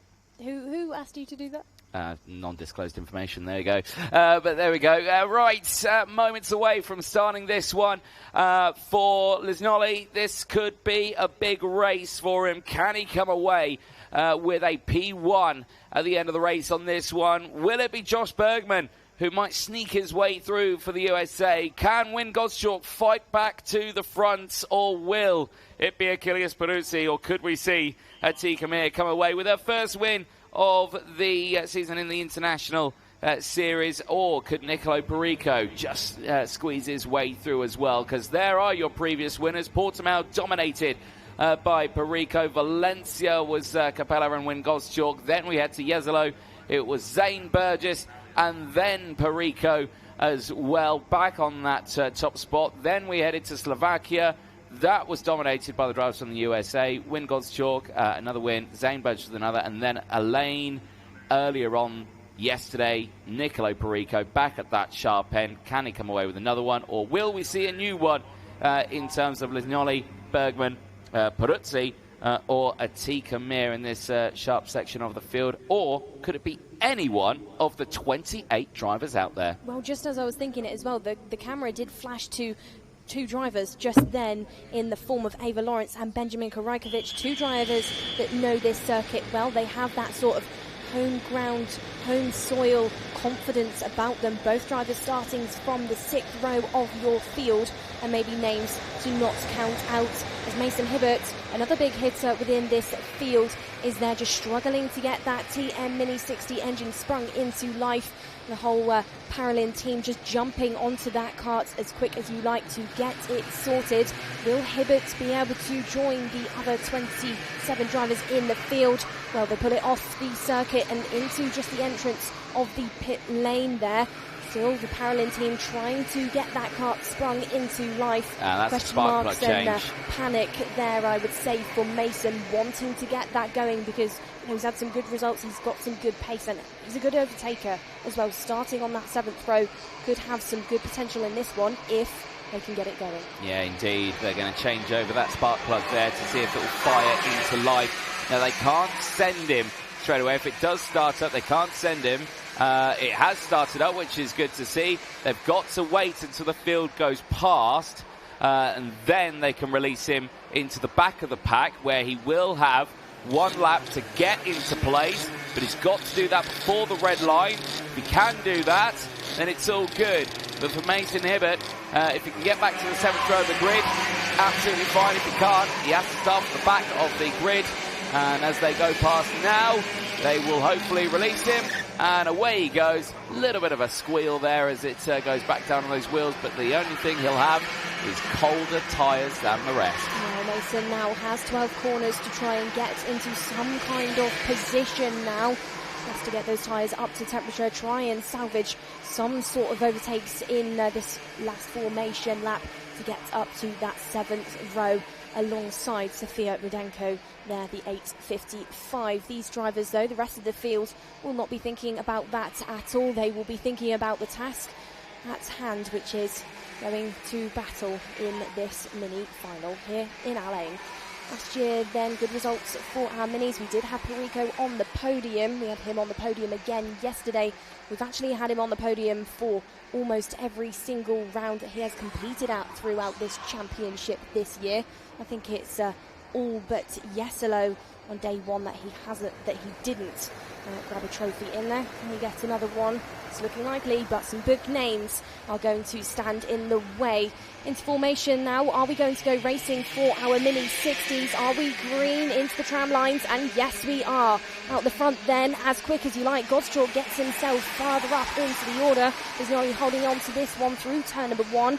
Down they will go through the first sector. Side by side these drivers go. No wheel bashing between anybody, but it does get a little bit argy-bargy. Atika Mir trying to get involved in that one. She's trying to fight her way through this pack further up from that third row where she started from. Yeah, indeed. Rest of the field going through nicely, but you can see Wyn Godschalk there had slotted into second place. That is exactly what we were expecting to see with him starting third place. He's going to break away with Lisgnoli, and this is going to be a fight all the way to the very end.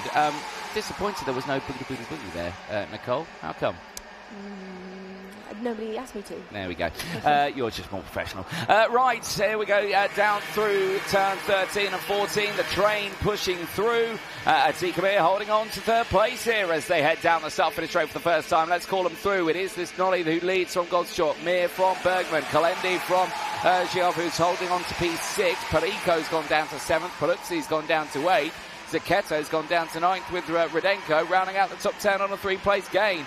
Big moves down the inside there, drivers pushing forward, but crucially we're starting to get a 4-kart battle here. Lisgnoli, Godschalk, Mir and Bergman now starting to get involved in a bit of a fight, but as soon as I say that, Lisgnoli and Godschalk have broken away.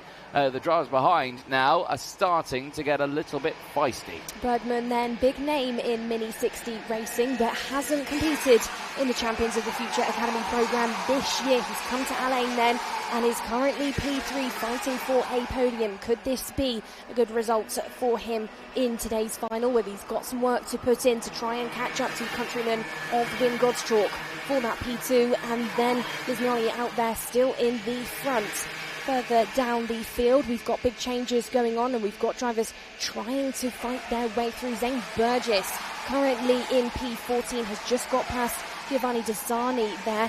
Burgess has not had the weekend he would have wanted. A torrid weekend for a driver that is, trying to hunt down a championship win here in the late stages of this championship.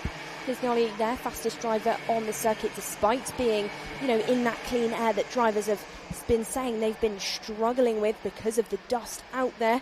Goes purple and still continues to work with Wyn Godschalk to push away from Bergman, Mir, Perico and Peruzzi. Yeah, indeed. I'm thinking we're going to see a bit of a carbon copy of what we saw in the juniors here. Lisgnoli leading the way. Godschalk sitting behind for the majority of it, unless we see mistake from either one of these drivers. I don't think we're going to see much fighting between these two until we get to the latter stage of the race, which is going to keep everyone into play. Bergman now has gone down. He's held on to third place, but there you're seeing Perico clear in P4 now, starting to close in on Bergman, and that could spell disaster again for Godschalk and Lisgnoli. Very similar to that second qualifying heat that we saw earlier on today. Peruzzi still there as well with Atika Mir. That's where it starts to get a little bit risky with the fighting, because again, lots of overtakes have been happening between those drivers there over the course of these racing. They need to stay focused here and to keep attacking and pushing forward. It is a long old way to go in this race. We are only lap 4 of 13 here, and a lot of drivers have pushed forward. A lot of drivers have fallen backwards in this race, so not the result they were looking at this early stage. Out of the final corner, no change at the sharp end. How are the gaps looking? Well, 7/10 comes down to 5/10. Bergman, Perico are closing in, is looking to the inside. That is Nevichioff through past Atika Mir and that is up into 6th place. Well, it's a rookie 1, 2 and 3 in the form of Lisnioli, Gottschalk and Bergman for the time being. And Gottschalk, of course, not just fighting for a under-10s championship win, but a championship win overall as well. Perico, though, goes fastest in P4, just shortly behind Josh Bergman. Those two drivers now trying to push their way through these 14 turns to get onto the back of Gottschalk and Lisnioli, which they are doing now. They are closing up this gap. Through sector number 3, they will go down the back straight. They will be in the advantage of the toe now. Gottschalk and Lisnioli are going to fall short with that slipstream to Bergman, Perico and Peruzzi, as we have a retirement out there then on the track. One of the drivers just exiting with the Marshall. Krajkovic, a driver again, so much potential this week. It didn't go well for Benjamin yesterday despite pace, and it's not gone well again in the last final of this week. No, indeed, and that's right from the middle of the pack there, which is a bit of a shame, but still the race must go on as Peruzzi now sets the fastest lap of the race, and this is all coming from the drivers behind the lead 2, which again, Nicole, the gap has come down just that little bit more here, as we are seeing Bergman, Perico and Peruzzi all in a trio of karts, closing in on the duo just ahead. The pace is faster than the 3 behind. Perico leads that train as they head down into turn 13. The gap is back to around about 0.3 of a second. What will it be when they cross the line? I think with the overtakes there, that might have gone up a little bit. Yeah, indeed, back to 0.6 of a second. So now that Perico's got to the front of that one, the question is, have they got enough time to close back into the top 2? My answer is I think yes. Well, they've still got half a race left to go within this one. So that change between Perico and Bergman did cost them a bit of time compared to Lisnioli and Gottschalk, but 3 karts are better than 2, and Perico, Bergman and Peruzzi have got that advantage. Through sector number 1, Perico is your fastest driver on the track in completion. Goes purple there, and Peruzzi, holds onto that purple lap overall. So those 3 drivers, the Italian, UAE and the driver of the USA, really working now to catch up to these 2 in your screen. That's going into 13 and 14. Still again, Wyn Gottschalk just taking that slightly earlier entrance into turn number 13, and now looks over his shoulder, looks at the driver behind who is Perico, knows that he's catching up, knows he needs to do something, and does just that by going for a race win. Change between Lisnioli and Gottschalk. It is now Gottschalk, and now that invites in Perico, Bergman and Peruzzi. It's 5 karts for this race lead. Well, indeed, a huge lunge there down the inside for Gottschalk. Takes that P1 away, and again, I think bang on the money. A massive moment there to continue his fight through. Perico, who was closing in, continues to close in and sweeps through, and Lisnioli now is under immense amount of pressure. He's going to drop back into that order, as now you can see the train's got involved, and still Gottschalk leads the way, but here comes Perico, here comes Bergman, here comes Peruzzi, but they're all involved. The Tikamir now at the back of this train. It's gone from 2 karts fighting for the race lead to it now being the top 10 karts, all line astern, over the start-finish straight. Plenty of time left, but the fight is on now, as squeezed out wide is Perico. Perico squeezed backwards, and the winner of the final yesterday is well back into the pack. Heavy damage to the front NASA panel there, to the 821 machine. That's Jan Garzielik. He's out of this race. Perico's going to fight back fiercely now. He's bringing Manuel Kalendi for company alongside, as both of them try to get past Darachiov there, who is going to try and carry the speed around the outside, but as soon as one goes through, the rest goes through. Radunko is there, and round goes the 57.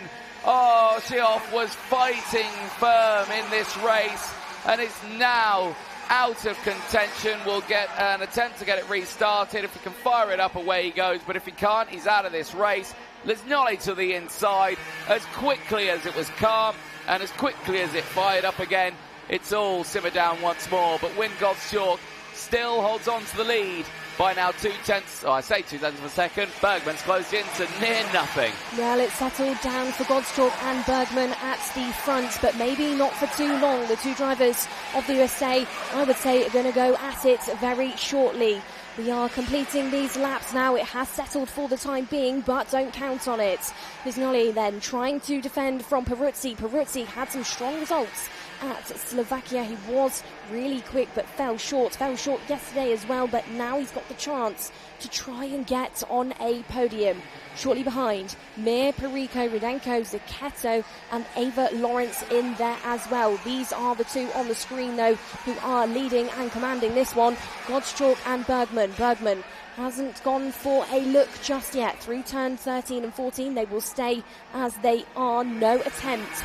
Is there going to be attempt though into the hotspot of turn number 1? Let's watch it. Let's see if it unfolds. Bergman just pushes, taps gently on the back bumper of Godschalk as he simultaneously looks over his shoulder to see Lisnoli just there. Probably thinks actually Lisnoli is too close for me to attempt a overtake just yet. Still a couple more laps for these drivers to go, and like we saw in our junior class just earlier on, you know, it can change in the case of just one corner. Connor Clancy sat behind the race leader the entire time and went for it at the very last moment.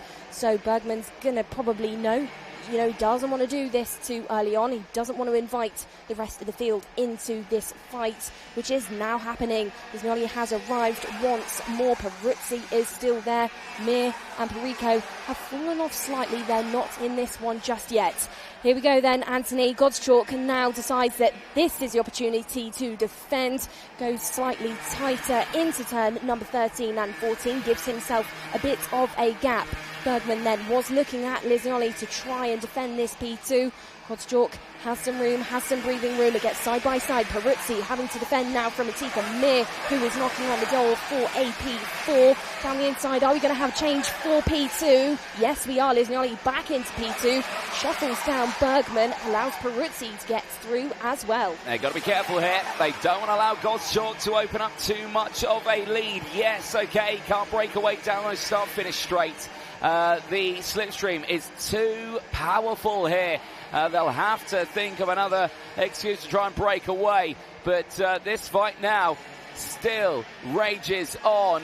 Lisnoli with a chance of standing on that podium again today. Finds himself here in P2. Communicates with Godschalk at the front, but Godschalk breaks super early there for turn 13. Packs the pack up once more as they exit out of the final turn. It will be the final lap board out this time to the field. At the moment, it's Godschalk from Lisnoli, Peruzzi, Bergman, and Atika Mir. 1, 2, 3, 4 and 5. But who will get that run? Mir looks to the inside. She's going for P4, and she's done it. She's got through, and that's now Bergman down to P5. But the eyes still focus on the front here. Peruzzi looking to see if he can come away with a final win here. Has not had a final win so far this season. Could he possibly get one in this one?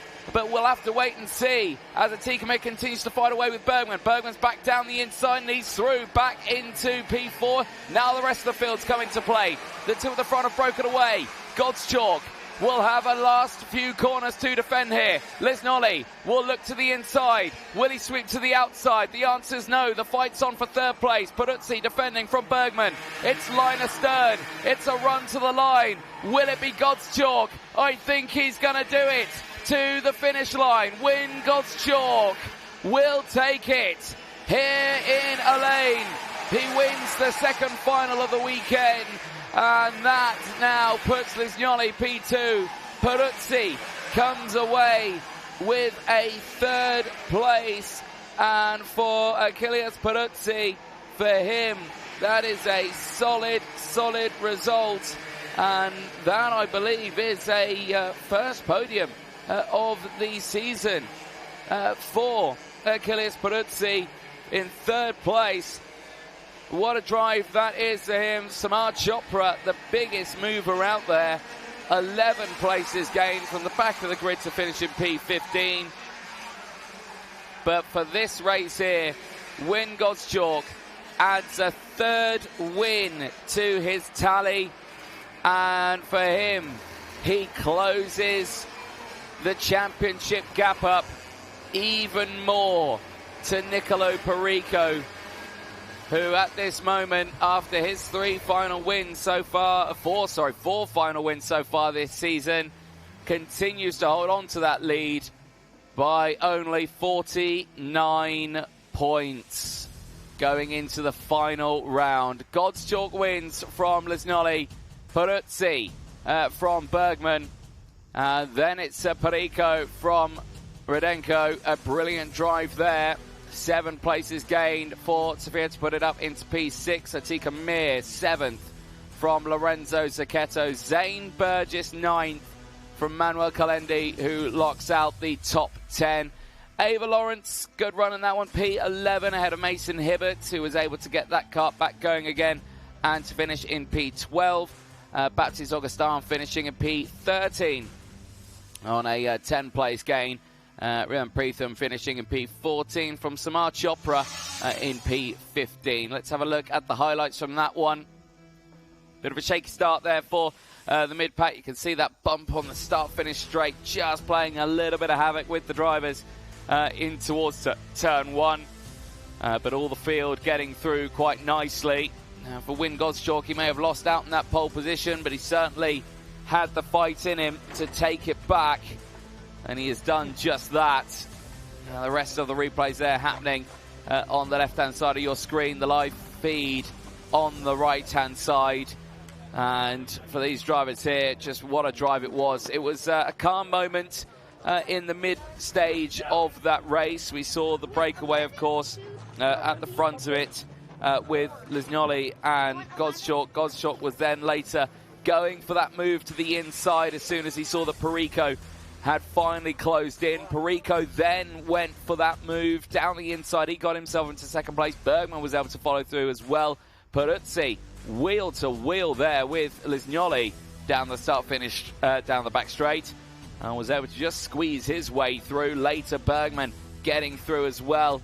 And here, Nicolo Perico suddenly found himself in a bit of bother here. Ended up dropping down at the end of that one quite significantly to P5.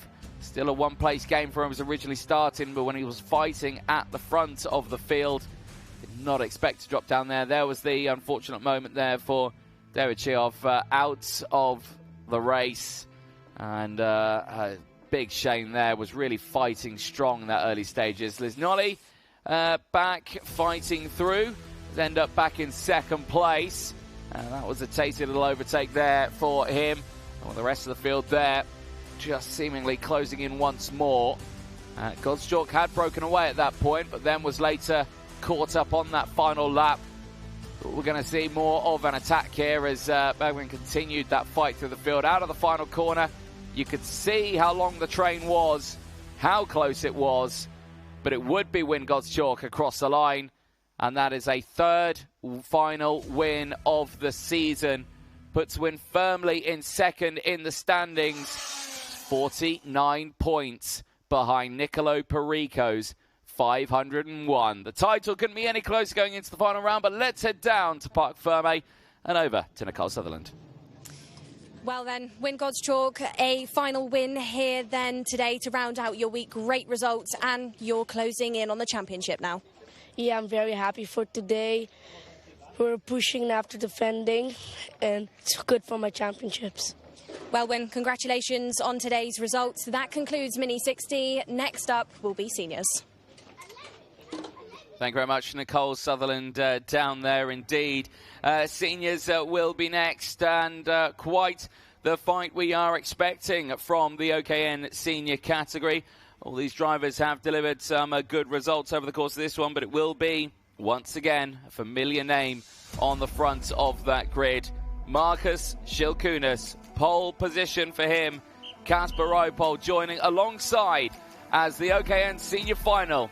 17 laps, 23.5 kilometer race distance is ahead of us. The field of 32 will head out onto the circuit under the sunshine here, with air temperatures still holding at 30. It's OKN Senior. It's coming up next.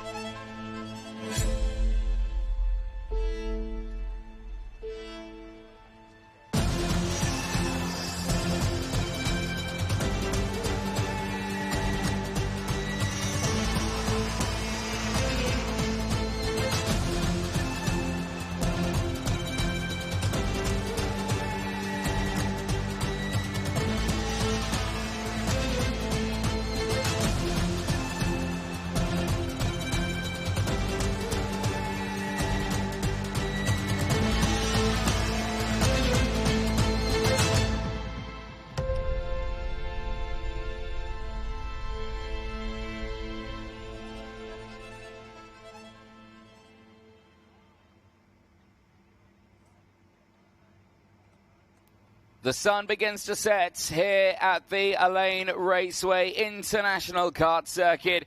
It is OKN Senior. It is finals time for drivers aged 14 to 18 years of age.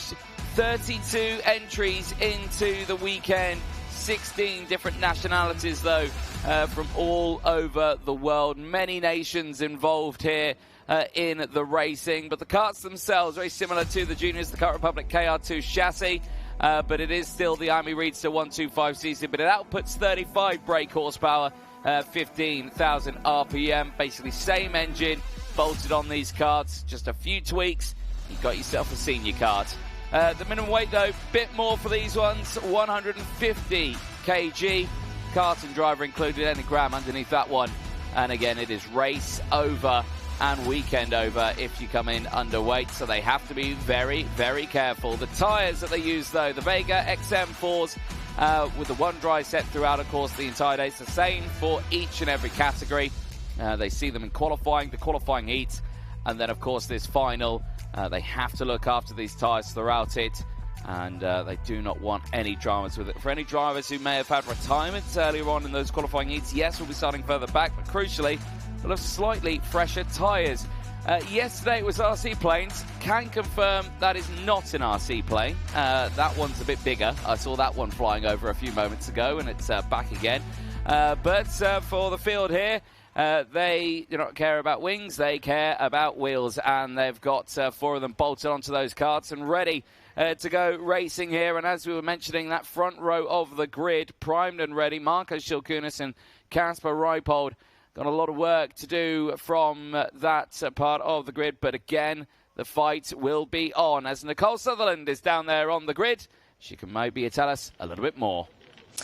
Well then, I'm down on the grid, like you said then, Anthony, and down with the Clara Kowalczyk, who's just getting the rest of her safety gear on. Clara, yesterday started pretty much in a similar position as today, but maybe a bit more luck from what you just said to me. Today, some hard work. It's not been easy, but you're at the sharp end.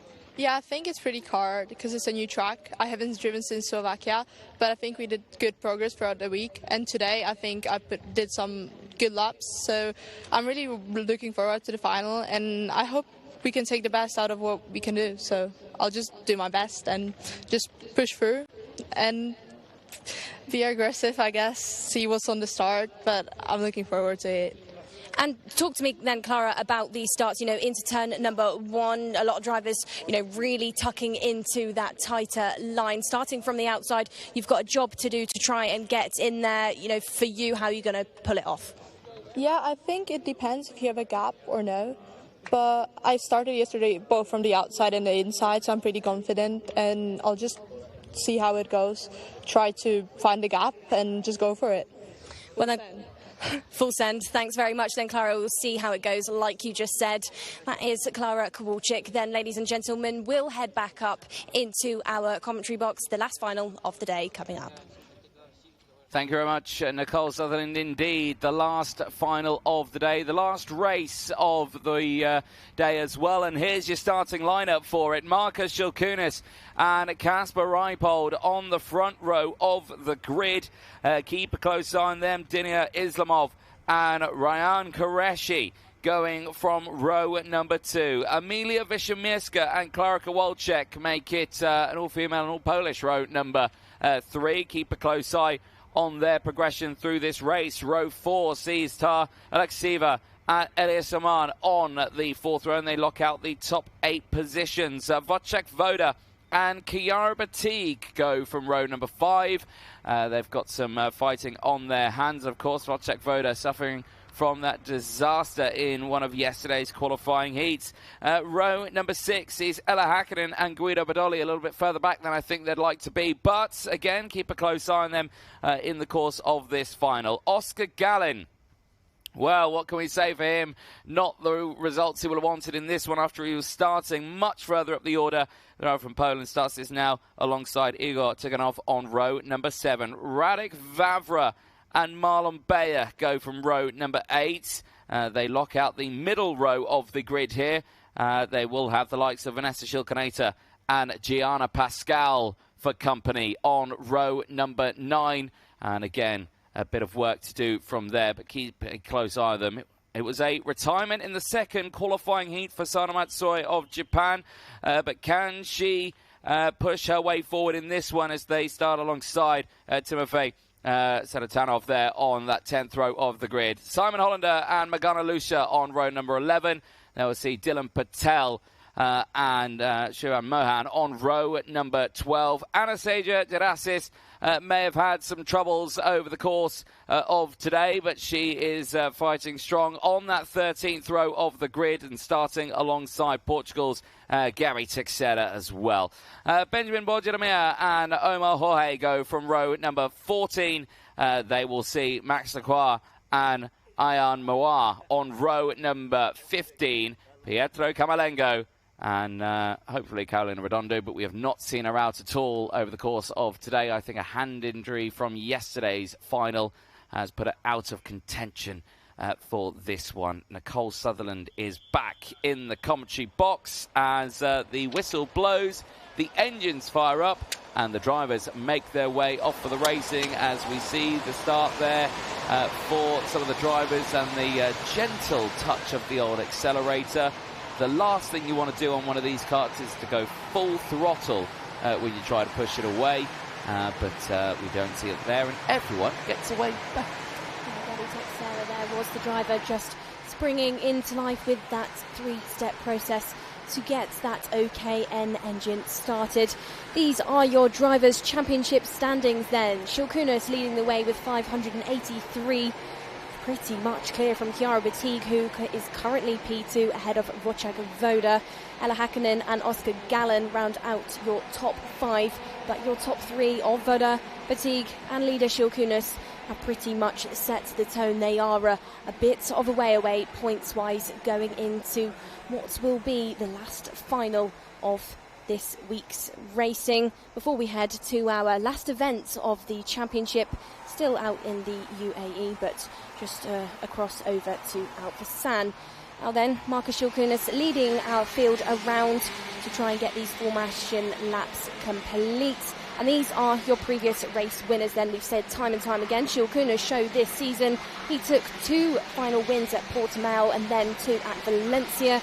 That streak, though, was then broken by Wojciech Woda at Jesolo and then followed shortly behind by Mikalev. But it didn't stop Shilkunas there because, of course, he took the first final win in Slovakia. Gallen got his maiden win of the championship in shortly afterwards at race number 8. And then Shilkunas added to his tally once more yesterday, making another week complete with more trophies going back home. 6 final wins out of the season that we have seen so far for Marcus Shilkunas. Can he make it 7? We're about to find out as the field heads into their final sector. What was that? Sorry, Strictly Come Dancing. 7. Oh, dear me. The heat has got to me. Evidently. Right, here we go for the last race of the day. Will it be 6 or 7? There you go. Oh, no. No. There we go. Oh, right, here we go. We've gone now. There we go. Right, here we go. Last race of the weekend. Can you tell? Here we go. Senior OKN class. And they're quite spread out again at the back of the grid. Let's see if we're going into the tram lines.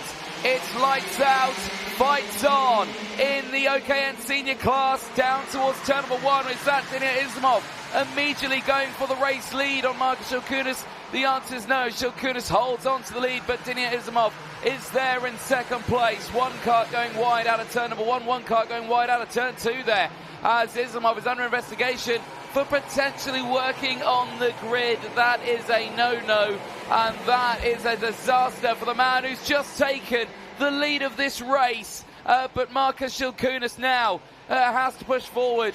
But if that is working on the pre-grid, no matter how far he breaks away, it's not going to help his fight. Well, Shilkunas then being muscled out for that race lead, but I wouldn't expect it to stay like this for too long. Change down the inside at turn number 13, and round the outside moments for some of our drivers slotting into a nice and comfortable P3. Is that Wojciech Woda that just managed to pull that one off round the outside at turn number 13? Yes, it was. Down the inside, we've got almost overtakes for Emilia Wiszymirska on Tara Alexieva there. That's for P4 as it's now really starting to light up, and it's starting to light up for drivers that are part of some of the F1 programs, two of which, of course, are Ella Häkkinen and Chiara Batigue, who just flashed up on the screen. Ella Häkkinen there in a P8 for now, up by 3 places to get comfortably inside of the top 10. Now then, Islamov, Shilkunis and Wojciech Woda clear for the time being at the front. This trio breaking away from the hands of Qureshi, Leman and Wiszymirska, we've not mentioned Emilia too much this week, or really in this championship. She's having one of her best races, I would say, so far in 2025. Currently P6, a bit of a way off the back of this front pack, who are being signalled, push, get ahead, don't battle it out just yet, boys and girls. Yeah, indeed. Keep the long run, but Shilkunis is going to fight for this one for the lead down the inside on the dusty part. Wojciech Woda is going to get a 2-for-1 though. Beautiful stuff there for the driver from Poland, and now it's all starting to kick off for Ryan Qureshi there, who was also trying to get involved in that fight after setting the fastest lap of the race. Now sleeping backwards in the order. Elias Leman going through, but there you can see Islamov fighting back through the field. Woda's clear now by 0.7 of a second. Shilkunis there in P2. Islamov third. Leman for Qureshi. Wiszymirska, Häkkinen and Alexieva are all starting to close in, and there they are on your screen. A big send through this final sector, but all the meanwhile the fight's closed in. There has been some drama on this lap as well. I can see out the commentary box window, and unfortunately Dylan Patel, Pietro Camerlengo and Magana Lucia have all had a moment out there, and I think a couple of them in a bit of discomfort out there, but Marshall's on the scene to help get the track nice and clear. But drama unfolding as the fighting at the front raged on. Wojciech Woda then took a final win out at Jesolo earlier on in the championship season. Now he's on the charge to try and get something done here in Alain. 6 tenths clear for the time being from Shilkunis. Shilkunis still has Islamov under his belt for company, but let's not forget Islamov is under investigation for potentially working on that pre-grid. So is it going to be the case that wherever he finishes in this race he gets to hold on to? Only time will tell. Shilkunis then ducks under the steering wheel to try and let that air over his head, to try and not lose out too much in the tow, as Chiara Batigue is being dealt a bit of a difficult hand in this one. She's got Reipold, Gallen, Bayer and Kowalczyk close for company, as these seniors actually bunch up a lot more in this final compared to what we saw yesterday, when it was a lot calmer, a lot cooler from some of our fields. Now then, he opened it up to 0.7 of a second. Now it's 6.5. So Woda and Shilkunis just swapping for around about half a tenth every second or so, as Emilia Wiszymirska is given a 5-second penalty out there. Currently P9, 5 seconds to her name. That's going to drop her all the way down the order to around about P22 so far. Yeah, indeed. Not the flag that she would want to see over the course of this race. Drivers now having to think long-term in this one here. Shilkunis and Islamov. Remember, Islamov is under investigation for working on the pre-grid as well. You have to remember that. So if you really think about it, Ryan Qureshi at this moment, I believe, is a net third place right now as it stands. But Marcus Shilkunis there, setting the fastest lap of the race, starting to close that gap back up. Woda may feel comfortable there. He is a final winner in previous rounds gone by in Jesolo, but he's only taken that one final win. He has stood on the podium a couple of times so far this season. Can he come away with his second win of the 2025 season? That is the question. That in tow would help bump him up in the order. He's actually now in this position, taken second place away from Chiara Batigue. They're separated by 4 championship points. Shilkunis now hunts down another 10.5 for the reeling in of Wojciech Woda. It was 0.6 of a second. It's now 0.434. So he is starting to arrive now. He will start to get closer into that toe area of Wojciech Woda. It's now 0.3 of a second that splits up P1 and P2 as Oscar Gallen goes fastest on the circuit. Gallen, of course, had good results yesterday, had good results at Slovakia. For now, though, it's a P9 at his best as we head closer towards the halfway mark of this final. Now then, the gap goes back up once more between Wojciech Woda and Jules Koenen. So Woda maybe dancing around the circuit, maybe playing with the corners a little bit, managing that gap quite well, not overcooking that tyre, overshooting these corners, just managing this one for the time being. But here he goes again. Marcus Jules Koenen getting into that slipstream, closing down the gap. It's now 0.374. No big dramas for anybody over the past couple of laps. Everybody pretty much settled in position for now. Gives us the chance to talk about some of your big movers, which are Wojciech Woda, 8 places for your race leader. We've got Vavra up by 9 positions there, and Mohan up by 6 as well, as this gap continues to get reduced now. Anthony, there's 0.2 between Wojciech and Marcus, but once more Wojciech changes his mind, turns up the dial and gives himself that extra 1/10 or so. Yeah, indeed. Out of that final turn, and I can imagine that Islamov is really hoping here that Wojciech Woda puts on a fight. And I think a lot of people are hoping that that is the case as well, because Qureshi sitting there in P4, Hakkinen in P5, will have a real chance here to get involved. And I think, for Woda, it's in his best interest to go for this as well. He could allow Jules Koenen to get by and know that, I'm not going to catch him in the championship. That is just not feasible. But in any other case, you would think he would really try to hold off on this one. You can see how fast he's pushing there. The M plate sticker peeling off in the speed that he's managing to achieve here in a lane. And right now, still holding off Jules Koenen, but at this moment isn't going for the moves. They're going for no more moves as well as the latest retirement from this race. That is Ayam Nawar, unfortunately, from Singapore, going no further. Well, you just spoke about Jules Koenen and Wojciech Woda championship-wide, almost there between the drivers further back in the field. That was Vipod, Alex Eva getting a bit close for comfort down towards turn number 1. But going back to, the championship setup, no. Wojciech cannot catch Marcus Jules Koenen, but he can stay ahead of Chiara Batigue for that P2, because now points-wise he has got himself ahead of Batigue.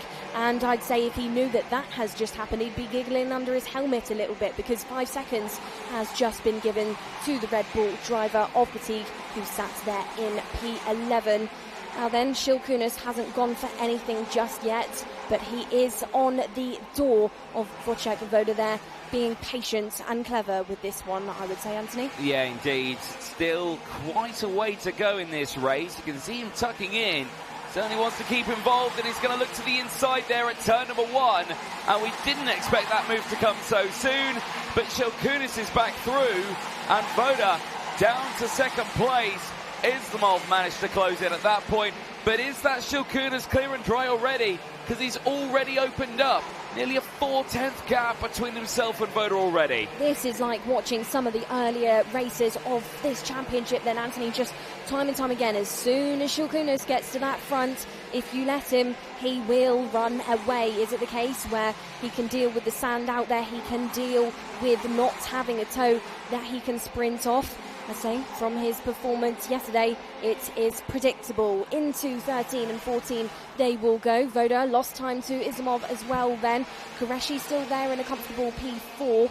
These drivers will head over the bump into turn number 1, running that minimum speed nice and high, focusing on that exit to meet and kiss that exit curb down towards turns 2, 3 and 4, where they actually, run a little bit cheeky there with some of the track limits. Anthony, just, getting those 2 inside wheels over that white line. It is allowed for these drivers at that certain part of the circuit, so really just running some high speeds through this track, carrying so much momentum round 1.3 kilometres.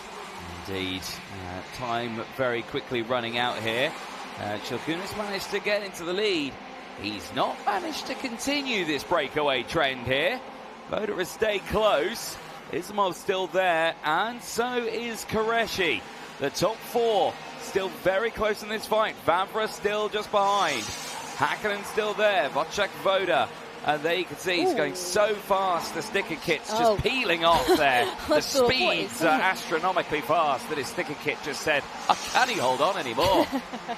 There we go then. I was thinking, is that a bit of a technical drama then for Voda? But no, just a sticker. Just a sticker. Nothing too untoward.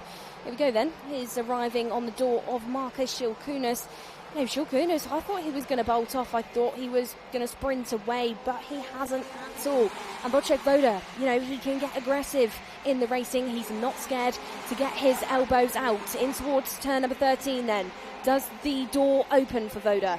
No, it doesn't. It's held on to Marcus Shilkunas, who I would say is going to start thinking about making that Kart Republic as wide as he possibly can make it. Over the bump into turn number 1. It's a 4-kart train then for this race. Win Shilkunas, Voda, Islamov, Qureshi there again in the fights for this one. Of Vavra is too far away, I would say, to make it into a 5-kart battle, despite making up 10 positions within this last final of the race. Shilkunas then looks over his shoulder, manages that gap to Voda of 2 tenths. Is he going to start to get a bit unnerved? Is he, going to get rattled here out in the front? Ella Hakkinen's had drama on this one. She's tumbled all the way out of this race. I believe she's down into, right to the back, I think. So, or maybe it's a transponder issue, because she was tumbling down on my screen there. And, she's gone down to 17th place. And is this the reason why? Yeah, she's gone wide there at turn 13. So it's definitely not a transponder issue. And as quickly as one goes through, another one goes through, a third goes through, and a fourth goes through.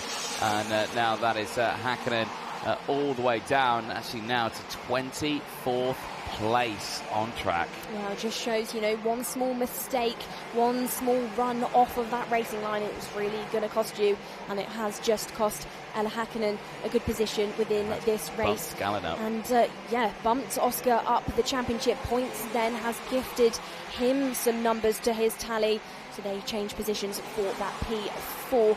No change just yet for the race lead. We're still seeing this. We're still seeing Marcus Shilkunas lead the way. Yeah, indeed. But still, they remain closing in. And that's Ella Hakkinen going from bad to worse now in the gravel trap on the exit of turn number 9 out of this race. And that is just disastrous for the young lady from Monaco. And there is another walking away out is Anastasia Gerasis, and that is at the same part of the lap as well. Something tells me those two have had a coming together, and that is very not great for either of them, and hopefully they are both okay. But that's a tough day then, all the way from qualifying for Anastasia Gerasis, but the young lady who has been dabbling her toes into the world of Formula racing back home in South Africa, celebrating after her exams, is now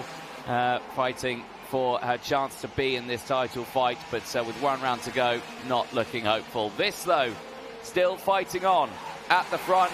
Wojciech Voda is on the rear bumper here, Nicole. There's not a lot of time left in it, but the fight's still on. No, not a lot of time left, because this is the last lap for our drivers. Shilkunas then leading the way. We've got Voda in that lunging distance, but he's not had that bravery to try and give it a go. Shilkunas looks over his shoulder and is confident enough to just say, you know what, I'm not even going to defend this one. I don't think you've got it to overtake me. Drama out there. Ryan Qureshi. 2:48 of Qureshi, who looked like he was on for a strong one, and finds himself all over the gravel, and that's Islamov. the 2:55 of Islamov. So it goes from bad to worse for Islamov. They will tumble down, and here we go. Race lead changes, but Shilkunas gets it back. He does indeed. He fights his way through, but he's going to have to defend this one. It's a run to the line, side by side. Who's going to take it? Is it going to be Voda? It's Wojciech Voda by 1/1000th of a second across the line. I don't think you know if he's won that yet, but that is a close as you like finish. Wojciech Woda wins the final by 1/1000th of a second, 0.001. Oh my goodness, right to the very end. Woda, after that disastrous accident he had earlier on in the week, now comes away with a final win on Wednesday. A superb drive for Woda. Gary Teixeira is your biggest mover in that race on a 12th place gain.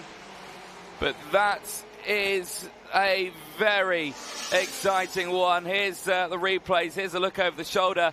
Well, they're both looking over the shoulders there to see what's happening. But keep an eye on this. So it's 1/1000th of a second that separated them. But there on our screen, that looks to me like Markus Schilkunis crossed the line first. There. Well, actually, no, I say it. Oh, it was right at the very end. It was right at the very end there. Just as he went through, it was Schilkunis leading all the way. But it's as soon as they got to the yellow line, the acceleration line, and then it just kicked into life there for Wojciech Woda. And that put him in the race win by 1/1000th of a second. It was a dramatic final lap. There was the moment, the two colliding in a big fashion there.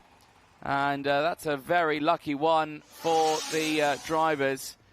But my goodness me, for Ryan Qureshi and Dimir Islamov out of the race. There they are back in. Wojciech Woda comes across and I think it's all good. Well, no, they're going to double check him again to make sure he's all good.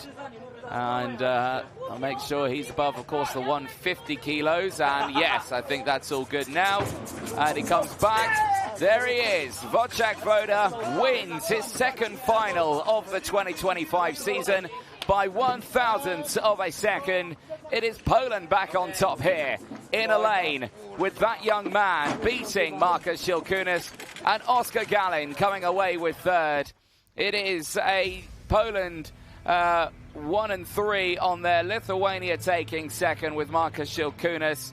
But Wojciech Woda, after the dramas of racing yesterday, comes away with a final win here in the deserts of Elaine. The rest of the results there on your screen. Reipold finishing fourth ahead of Radek Vavra.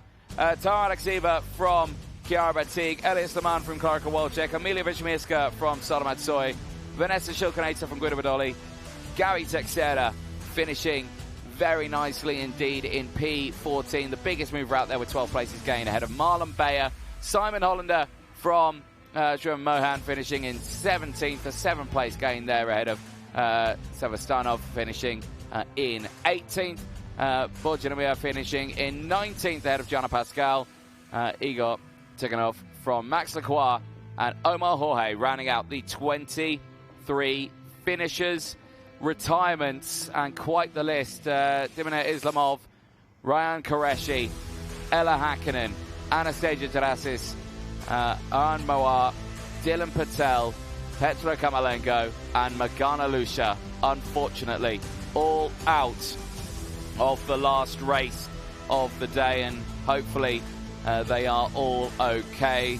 And I can imagine some battled bumps and bruises for many of them after a very dramatic end as the marshals make their way back in off the circuit. A big thank you to the wonderful marshalling team here at the Elaine Raceway.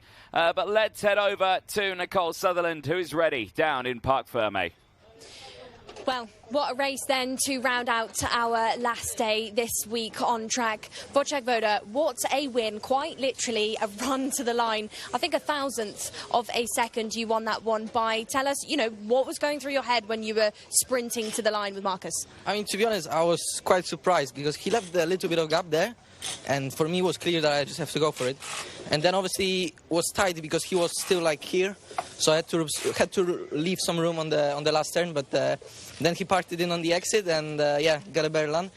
To be honest, I was not sure who won until we crossed the finish line. But anyway, to win from P9 is a great result, especially after the big crash yesterday. It's not bad. Well, Wojciech, congratulations. We'll see you on that #1 spot for the second time this season. Very well done. We'll go back up then and we'll watch some of the best bits of that race. We'll watch how Wojciech pulled that one off. Thank you very much, Nicole Sutherland. Yes, indeed, quite a few highlights from that race, all the way from the word go. Marcus Schilkunis having the best getaway, though, at the front of that field. Casper Reinpold, once again, that outside line just causing a little bit of drama there as he had to slot back in the field. Good getaway for Dimitar Islamov. He was able to slot into second place from the start of that race. He was able to squeeze his way through. For some other drivers, some early moments on those curves just put them a little further back in the field. There was the first change of the lead, but remember how Islamov is under investigation for potentially working on that pre-grid. That might put him backwards in that order. He was able to get up into the initial race lead. Then we saw some big sends down the inside, drivers pushing their way forward. Tara Alexieva, one of those drivers in a brief moment, was up into third place, was able to then get squeezed down as the field started to push their way through. Radek Vavra in the early stages getting involved. Guido Badoli as well would later fall down in that order. You can see how the mechanics came in thick and fast throughout that racing as drivers were very eager to push forward in those early stages. For Oscar Gallin, a 10th-place gain for him. Radek Vavra, also 10 places gained. You can see here how Ryan Qureshi there trying to go for the moves around the outside. Muscled out the way, though, with the field trying to push forward. Magana Lucia, drama for the driver of the 240 machine. The first retirement of the race as Chiara Batik started to get a little bit involved in those fightings. Later retirements there. We saw Moar as well out of the race. That was after we saw Dylan Patel and Pietra Kamalengo also involved in that same incident with Magana Lucia. This moment here, Alexieva very unsettled over the bump there on the start-finish straight, just keeping it in the straight and narrow. This overtake for the race lead. Marcus Schilkunis on lap 10. I was thinking that was going to be it, and we thought for a long time it was going to be it. There was Ella Hakkinen later having some dramas, a little wide out of turn 13, later into the gravel, and unfortunately also going off with Anastasia Derasis as well. It was the same part of the lap, and you can see here, not happy at all, and a bit of discomfort there from the seat. Later, very dramatic moment there for Ryan Qureshi and Dimitar Islamov. Two drivers fighting up at the sharp end of the field, missing out on a podium finish as this scrap right to the very end. Schilkunis just nearly losing out there, but then all the way to the very end, he pushed, did Wojciech Woda, and it happened right on the line. 1/1000th of a second put the Polishman on the top spot, put the pole in P1 by 1/1000th of a second, and he shook his head there thinking he hadn't done it, but until he came in and had it confirmed by his mechanic, he knew he had done just enough to put it P1 on that podium. Well, there you have it. Round 5 and the penultimate round is done and dusted for the champions of the Future Academy program here in Elaine. For myself, Anthony Jordan, and Nicole Sutherland, the weekend's not over just yet, as we'll see the podium presentations hopefully taking part very, very soon. Make sure you stay tuned for that one. But of course, the field heads to Alpha San for the 6th and final round of the series. Who will be crowned champion in Mini, Junior and Senior? Well, only one more round will tell us. From here in Elaine, we will say goodbye for now, and we'll see you in Abu Dhabi in a week's time.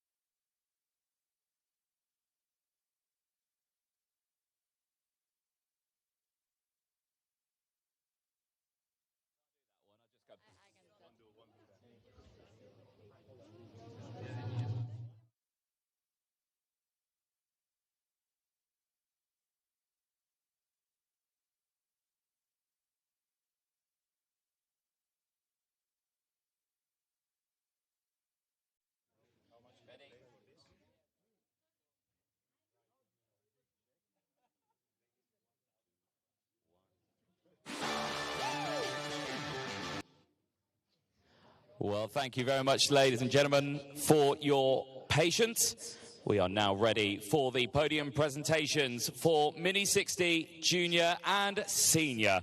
But we'll start, as always, with Mini 60 under 10. Please welcome onto the podium, finishing in third in the under 10 category, finishing fourth overall for the USA, it's Josh Bergman.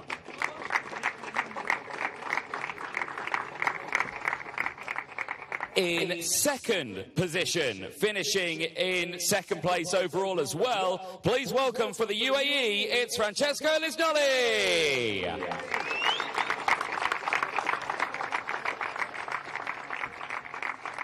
And your Mini Under 10 winner for the USA, it's Win Gottschalk.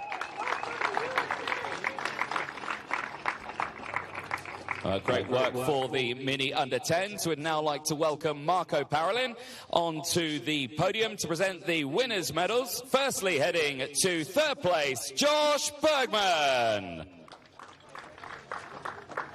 A great race for Josh there. Dropping 2 places, but still finishing P3. The second place medal heading to Francesco Lisgnoli. And the winner's medal heading to the USA's Win Gottschalk. Well, Marco, you join them there on that podium. Nice big smiles for all of the photographers. And then we'll get you all on the top step of the podium. And, yep, if you'd all like to do that, yeah, drivers jump in nice and close. Yeah, Josh, you jump up there as well, all on the top step. Perfect. Nice big smiles. Once again, as the field of Mini 60, of course, head to Alpha Sound for their 6th and final round. Well, ladies and gentlemen, one big fun round of applause for your Mini 60 under 10s. Thank you, guys. And then we'll start with the full Mini 60 category. And starting with third position, gaining 1 place during the race and finishing just 0.2 of a second behind the race leader at the end for the United Arab Emirates, it's Achilles Peruzzi. Achilles, is her first podium of the 2025 season. In second place, please welcome for the United Arab Emirates, it's Francesco Lisgnoli.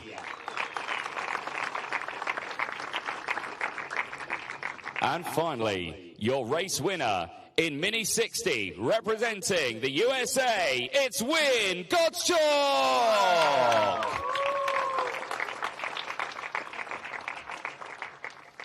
We will now listen to the national anthem of the United States of America.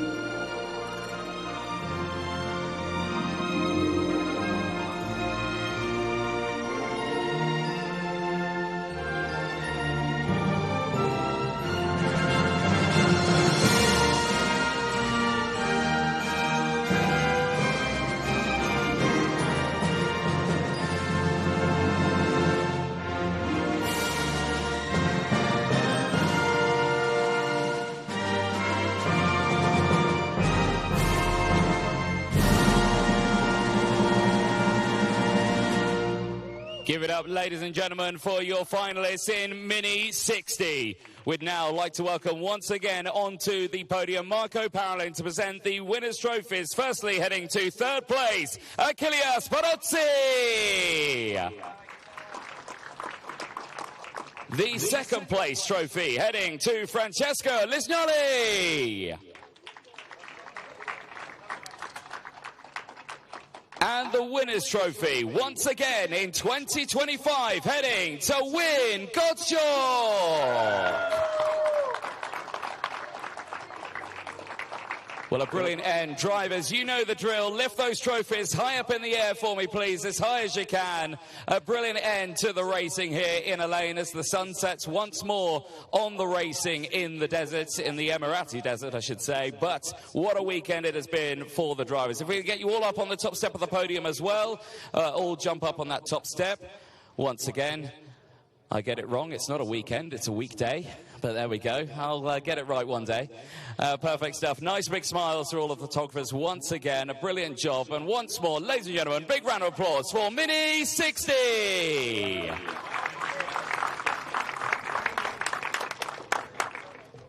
Well done, guys. We'll now head over to the junior category. And again, a very tantalizingly close race in this one, but we'll start with third position. He was on the podium for the first time in the junior category yesterday. It's a double podium back-to-back for the man from India for the number 72. It's Arun Qureshi.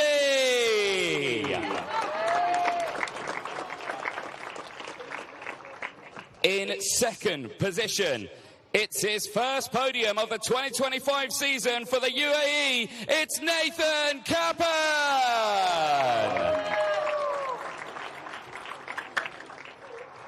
And for another time this year on P1, after taking the win by 0.3 of a second for the United Arab Emirates, it's Connor Clancy.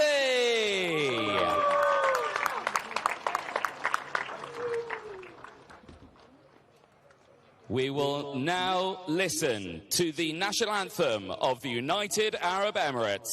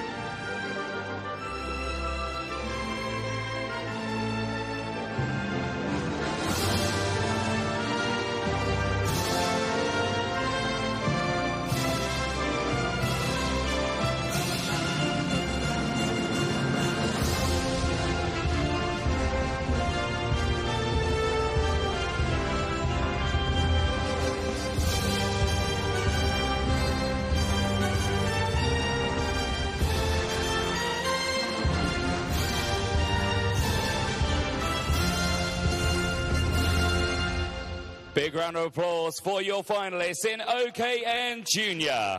We'd now like to welcome Roland Geidel, the founder of RGMOC, to present the winners' trophies. And firstly, heading to third position, Arun Qureshi. Fabulous end for Arun, finishing just 0.6 of a second behind the race leader. The second place trophy heading to Nathan Kappan. And the winner's trophy heading once again to Connor Clancy. Well, Roland, you joined those drivers for a cheeky photo op. And drivers, you know the drill. Lift those trophies high up in the air for me, please, above your head. It's been a long day, I know, but big smiles once again for all of the photographers out there. And then we'll get you all on the top step of that podium once more as well, as we celebrate the top three in the OKN Junior final, as, of course, the championship heads to Al Fassan with a brand new championship leader in the form of Connor Clancy, but still the points incredibly close with one round to go. Ladies and gentlemen, one big final round of applause for OKN Junior.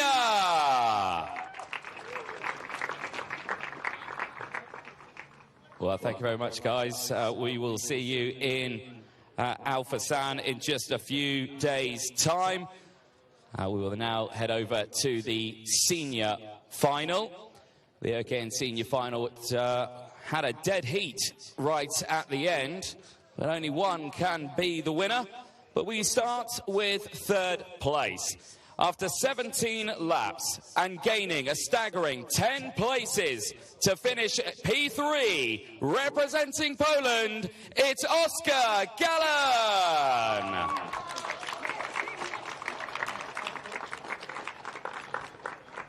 in second position, finishing a staggering 0.001 behind the race leader, representing Lithuania. It's Markus Šilkūnas.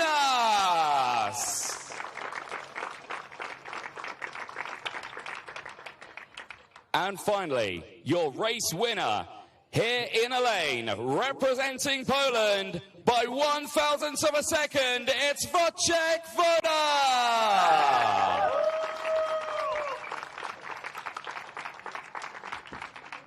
We will now listen to the national anthem of Poland.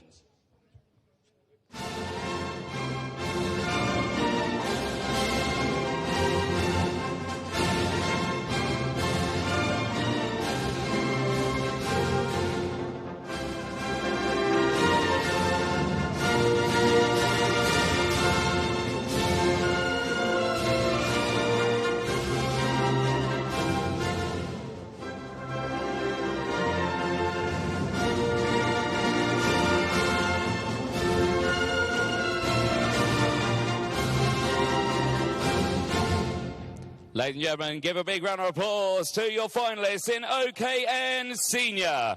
Once again, please welcome Roland Geidel, the founder of RGMC, to present the winners' trophies. Firstly, heading to third place, Oscar Gallin. The second place trophy, heading to Markus Šilkūnas. And your P1 winner, by 1,000th of a second, gaining 8 places in the final, Wojciech Woda!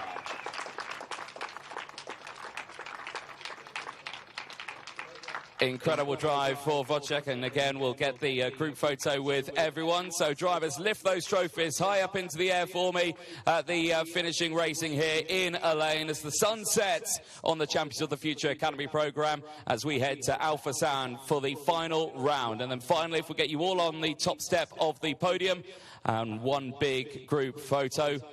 Once again, yep, get those helmets up there, trophies as well. Once again, drivers, nice big smiles for all of the photographers. Well done, drivers. And ladies and gentlemen, please, one big round of applause for your OKN Senior finalists. Well, there we have it then, ladies and gentlemen. The racing here is done and dusted in Elaine International Kart Circuit. We are ready to head to the 6th and final round in Alpha Sound for the Champions of the Future Academy programme. For myself, Anthony Jordan, and Nicole Sutherland, we'll say goodbye for now, and we'll see you in Abu Dhabi.